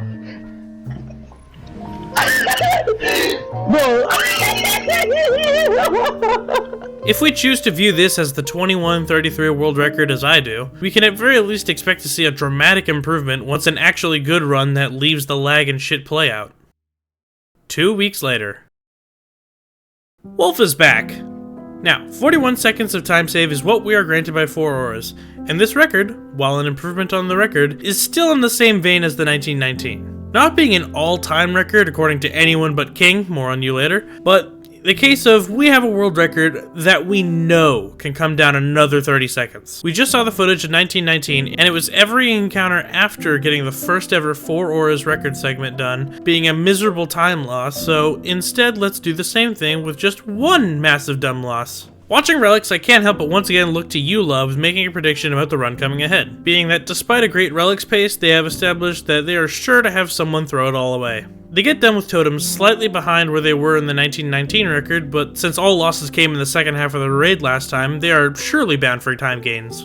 Then we get to War Priest, the harbinger for all things going wrong last time. I can't exactly tell who it was, though I believe it was Alex who came in and knocked Brady off course, removing the melting point and tons of damage for a couple seconds.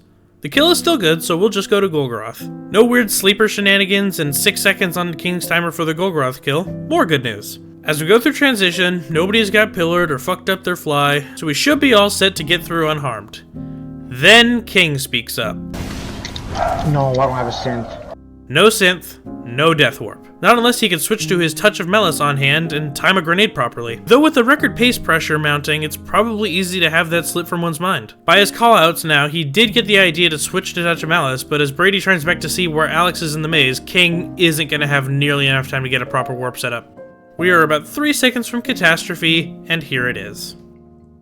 Pulse grenades are effective at killing things while minimizing risk of death on yourself compared to lightning grenades. An excellent thing to have at the ready unless you are in the exact situation King is in now. He eventually dies, but not until it's well past the point of bringing everyone into the room with the jump puzzle. As this has been unfolding, the players of the team have already been preparing to join King in the suicide room, so they minimize the loss by having a fast wipe. That's still a hard time loss for King to stomach, and something he's gonna have to set aside because he's got another 10 minutes of raid left to do. He's going to get a chance to redeem himself as the first Daughters runner. 46 is perfectly usable for record speeds and a much needed win for him. Once again, as Daughters and Oryx packs, PlayStation begins losing hope of a world record happening. Then, just as 1919, a great change of fortune happens at the end. This time, however, Oryx sent his favors a little sooner. Get ready. Ads. I can smell it. Earlys! Oh my god! Oh my god! That's crazy, bro. That was actually crazy. Back right. Yeah, bro, Alex, We always get it when it I'll matters, always man. have We it. always get it when it matters. The early nights changed this run from an unlikely record to a surefire world record. Crossing the T's and dotting the I's the rest of the way produces a similarly disappointing record in the minds of runners, but records are records if you ask me. Anything to wipe off the stain of 1919 at least, right? When asked for his point of view of this record, all King had to say was, funny guy. The funny guy in question has now gotten himself 6 seconds away from a minute barrier break. For all that we said about how much PlayStation is going to dominate the next couple of years with Brady, one thing still eludes King 32 Slayer since he first crafted his way into this video. A minute barrier break. No, seriously. He came in on 21:33, and the first sub-21 time was set on Xbox featuring none of the PlayStation core, and then King would get that time down to 20:09, where again Xbox came in to set a time that didn't include any PlayStation guys. Even with setting the last 6 records and 7 of the last 8, the all-important minute barrier break to a great legacy within a raid has remained an empty spot on his trophy case. With it in sight now and Xbox miles and miles off of competition, it looks like now is his chance. I mean, it has to be his chance, because Xbox is yet to complete their first 4 aura segment in an actual run, which is now essential to runs because of the save. But people who consider the job done before it's sealed are rarely granted their victory, just ask Bengals fans. So let's see what the 1905 world record for King's Fall has in store. A 308 warp, once again, is slightly slower than what we are used to, despite the absurd die call aggressiveness and revive Brady gets here. Though this record is different from the other 4 aura records because PlayStation messed up their 4 aura strat. King loses his brand, which isn't a horrible loss because of 2 reasons. One, because there is still an aura-duped player, you are only reverting to the strategies that are a single strat generation behind, instead of an outright orbit of the run. And 2, because some of the encounter was done using 4 auras, they still gain time over a for this era normal speedrun of totems. Not maximizing the gain of the strat, but not the end of the world. However, since they don't have the cushion provided in 1919 and 1912, they will instead have to play very well to make up their compared, just finish the run attitude of the past. So, how do they do in that? Starting off in a slight hole with War Priest, with the slam being just enough to displace the Melting Point Grisella, plus the cluster of movement prevented Wolf from getting weapons alight until that point as well. Not great, but Golgroth goes well, just for a Grisella transition hiccup to cost another 2 seconds or so. Brady at this point even remarks how they are behind, but Daughters can be improved, especially with Overwall back in. Overwall being allowed to run without Taco, something he was always capable of doing but simply chose not to for some reason, is a great addition at a place like Daughters due to his potential to run 49 seconds when he's torn. There's only a 20% chance he gets torn, but that kind of RNG is what we need to rely on if we want a record at this point. But let's get back to the record to see how the rest of it happens. Oh, I see King's practice at doing Death Warp is finally paying off. Good for him. I'm gonna even stop. I think I'm second player. Overwall, dude. Overwall, dude. Okay. Wait, we'll play it mine. Brady, you're third. Brady's third. Goes out your first. Flex. Both your flex. Second. Luck gives us a hand here in granting Overwall first runner here, but that's just the first part. He still has to execute. Could be the difference of timers, but Overwall calls out 48 disappointedly, while Brady seems to have a low 47 on his screen. Either way, that's a second plus back offsetting that Grisella transept, but not out of the woods yet still. Because of the non-improvement on War Priest and failed completion of 4 auras, we need more time saved still. Alex missed the headshot somehow on the first daughter, despite it looking clean from Alex's point of view. It could be the arms of the daughter in the way, but that Celestial should be doing more like 800k. Whatever went wrong there, it happens again on the next daughter. Once more, the whole team gives up the sight, seeing these losses pile up, but this time it can't just be saved by some luck or a well-executed Oryx. They need to do something that has literally never happened before. The double early nights. Way back in 2133 King's Fall record, we introduced 4264 detonations because of the potential for double early nights. It still hasn't happened. To my knowledge, it's only happened in budgets that were never competitive to begin with, and never on a world record attempt. It's likely not what's going through the head of the players in this current run. More likely just finish the run and see what the timer says before running it back immediately. But let's see if Oryx has one more mulligan left in him. Wolf is back right. I don't care. Wolf is back right. I don't care what anyone says. Wolf's back right. Wolf is back right. Quiet. Oh, Ellie's! I told you, bro. I have to be in back right. Who's front right? You are. Are you kidding me, bro? One down, but they don't even capitalize on it, with someone blowing that assignment probably because of the lack of care remaining for this run. Brady has outright written off this record even if the double earlies come. Until they do. I got front left. Wow. Oh my god! Oh my god, we just got double earlies. I told you it was double earlies. What is this, Xbox? Yeah, put me in back right every time. There's no way, bro. Why do we have to get in a shitty run? Why does it happen on the shit run, bro? We really need to stop stumbling into records here, guys. We are approaching bonkers levels of stupid runs classified as records. Fuck, man, we made it to the doorstep of a minute barrier break in this incident. Now let's issue congratulations where it's warranted. Congrats to Oryx for saving this run after these doofuses blew a 40-second time save 3 times. This record was set on December 30th, wrapping up an incredible year for Brady, with final totals of 29 world records and every single any percent record in 2024. The new year should provide us with great things. Humans have such a funny obsession with multiples of 10.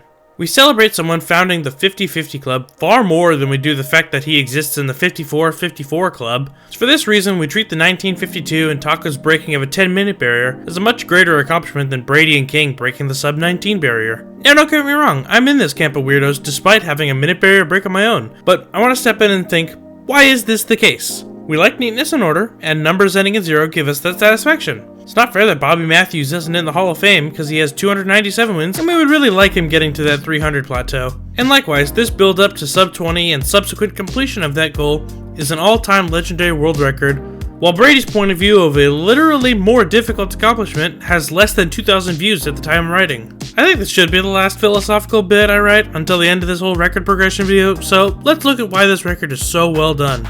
Relics has just become a formality at this point, and Brady's IRB calls are just ice. 310 is what gets read at the warp, which is again slow, but with how sloppy the last 3 records were, we have time to game later. Totems is really where we need to hone in on. Like the previous 3 records, we successfully set up for, and this time complete 4 auras, getting the full boost the strat has. Now in the previous ones, we have gone into a second half of this going, oh god, how are they going to blow it this time? But no. This record, dropping 15 seconds off of the previous one, and 30 seconds off of the 1920, implies that they finally locked in for a run. Starting at Warp Priest, Brady had a little scare with low ammo and super energy as the encounter progressed, but the rest of it was so well executed on the kill that Brady running out of shotgun ammo didn't even matter. Golgoroth was mistake-free, and Transept... Case off instantly. Bro, King, bro. Come over. We're good. King with another time loss, but not as bad as the 1912, signaled by the fact that he actually uploaded this one. In any case, Alex didn't have any of those issues with Celestial, as shown here doing the full damage. That's not Alex hitting Celestial, that's Overwall. Wait, Alex isn't here?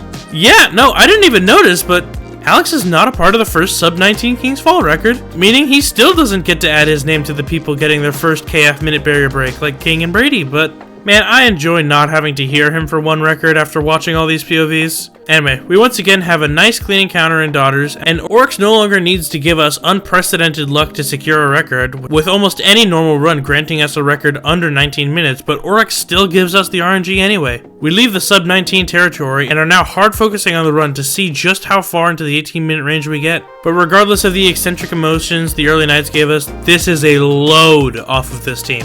Ever since 4 auras was developed, the sights were securely set on this exact goal. All the time in 2024, running other raids because they couldn't get runs together until December, and fumbling every run they did get for disappointing records, this feels like a curse gone for Brady, Grisella, and King, the only 3 faces on every record since 1920. And just as this curse is lifted, we can enjoy the moment with them. Take us away, Brady. Sub 19! Let's go! Oh. Thank God it's over. Order, Brady. 19... No, I got... File 4, no pauses. 1853. Let's fucking go, bro. Let's fucking go! We got it, yo! Oh. Yes, sir!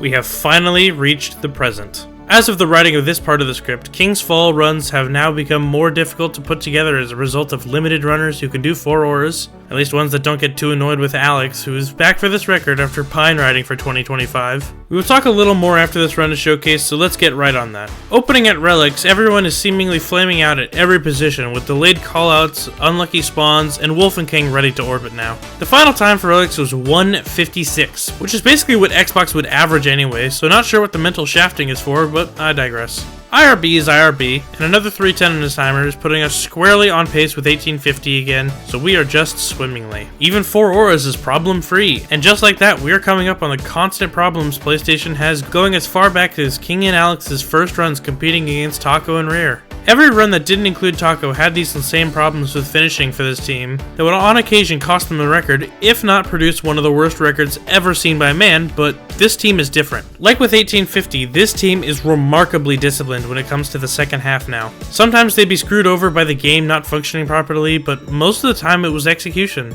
Now we are at War Priest, and we get through it almost completely unscathed. Ulov dies because of not having weapons and missing the window for topside enemy kills. At least that's what you would be led to believe just listening to audio. I'm not sure if he realized he was even the one with the aura timer because he just sends it through the bubble and never even looks for ads to kill. Oh well. Since the portal takes a second to open and Ulov is a Titan with a macro, he can minimize the loss about as well as anyone could. Going by Brady's screen, Ulov actually cut the loss out entirely because he didn't spawn in last. Frankly, I'm impressed with that clutch save on his part. They start groaning as Golgoroth slams, moving him closer to the pool. Not sure why, it actually makes the kill 2 seconds faster because of Brady's route back to the pool after melting shorter. Then it's Transept. Right as we get there, Brady is completely stopped by the pushback barrier you can ordinarily just sword through, but that barrier pushes him in the air and into the load zone trigger before he's out of the breach. He makes an outstandingly quick recovery to put him right on pace with Ulov. Brady survives the bad luck, but the sword flying of Ulov is... I'm going to use the word inappropriate to describe this, because even back in 2019, we knew how to properly sword fly. Like, this is beyond unacceptable. Especially from someone who chooses to boast about their transition ability. This is the second time he has caused losses on the core basics of King's Fall. Literally, the first ever speedrunning tick we talked about was sword flying. Fuck man, the title of the first episode in this series is How to Sword Fly! Ulov gets there 4 seconds too late, and King, who has had his recent struggles in Transept, albeit on the hardest roll for this encounter, fully crashes out on him. This guy's fucking Ulov, bro. Ulov! Come on, we're ahead, come on! What the fuck are you doing down there? Bro, how? It's not terrible. 1920 You're doing the fucking sword fly! Chill, bro. You should have left early, man. Detour to talk about how King handles the struggles of other players. I was invited by K-Shiflet to do some high-level KF budget speedruns. For those who don't understand what that means, it's basically no-stakes speedrunning, but high-level implies you don't pull any stops when it comes to the strats. My role in those runs was to roll out with King to left side and take either relics 2, 4, or 6, or relics 3 and 5, depending on who got the spawn first. I ended up getting 7 consecutive spawns on the left side, and missed on every single one of them. I later learned I had the yips when it came to doing that part of the speedrun, but during the heat of the moment, it was clear to the whole team that this was eating me alive. Every time, it caused the team to orbit, and I was close to turning off my console in frustration, but I got 3 pings on Discord from King. Chillax, homie. Don't stress it. King is a great person in a large sea of horrible, horrible people that genuinely make me question if making videos praising them in any manner is worth my while. They are, for now. But King has been a ray of light amongst all this, and it's for small things like this. I'm having the worst time of my life. And without even knowing me all that well, he decides to help me out. To this point, we were just business partners, helping me work on the Top 100 project, and this is the first time we have been in a party together, and he's going out of his way to make sure I don't lose my shit anymore. He then offers in the run to cover both left side's first spawns, allowing me to stay in the team and even take the easier role of 3-5 left. Like with Taco earlier, if you, dear viewer, are to come away with anything from this video, it is that King is a wonderful and honest person who actually demonstrates empathy, even if the rest of the Destiny community won't. We see this unfold in this very world record we are discussing. Realizing that this time loss isn't the end of everything, and that he's gonna need a fully focused Ulov if he plans to secure a record, King apologizes for laying into him and puts confidence back into his friend. Almost 3.1. And then that was a work. My bad, Ulov. My bad. Alex chooses the second path we loathed about a second ago. No, hey, don't break. Hey, don't break. Don't take this nicely, man. He break. Sounds good though. Ulov doesn't talk much for the rest of the raid outside of critical callouts and celebrating when it becomes clear that record is in sight. Thank you for trying, King. In a lighter tone, the run itself does not pause for any of this. High 46 runs and instant kill-a-daughters help offset Ulov's sword flying. And even with no boons from Oryx this time around, the raid was executed so well in areas they previously wouldn't, the team is still confident they have record in the bag. They spend the last few seconds as Oryx's corpse flies off to Saturn, reflecting on all the holes in the run. The 156 relics, 310 warp, transition faults, no RNG on Oryx. There is room to go. As such, where does the raid go from here? Well, at least according to King, no other new strats are on the horizon. Not yet, at least. Not outside of 2 theoretical strats either. One is one that we have been searching for since before the very first ever speedrunning glitch was created: speeding up Oryx. I'm going to refer to this as the King's Fall Dam Break. By making bombs do more damage, duplicating bombs, or finding a different way to deal damage to Oryx, minutes can be cut out of this run. In the current 18-minute 43-second speedrun world record, more than 40% of that time is spent at Oryx. We can kill Axis before Final Stand, kill Atheon before Time's Vengeance, kill Crota in a single down, but we cannot defeat Oryx in any fewer than 4 damage rounds.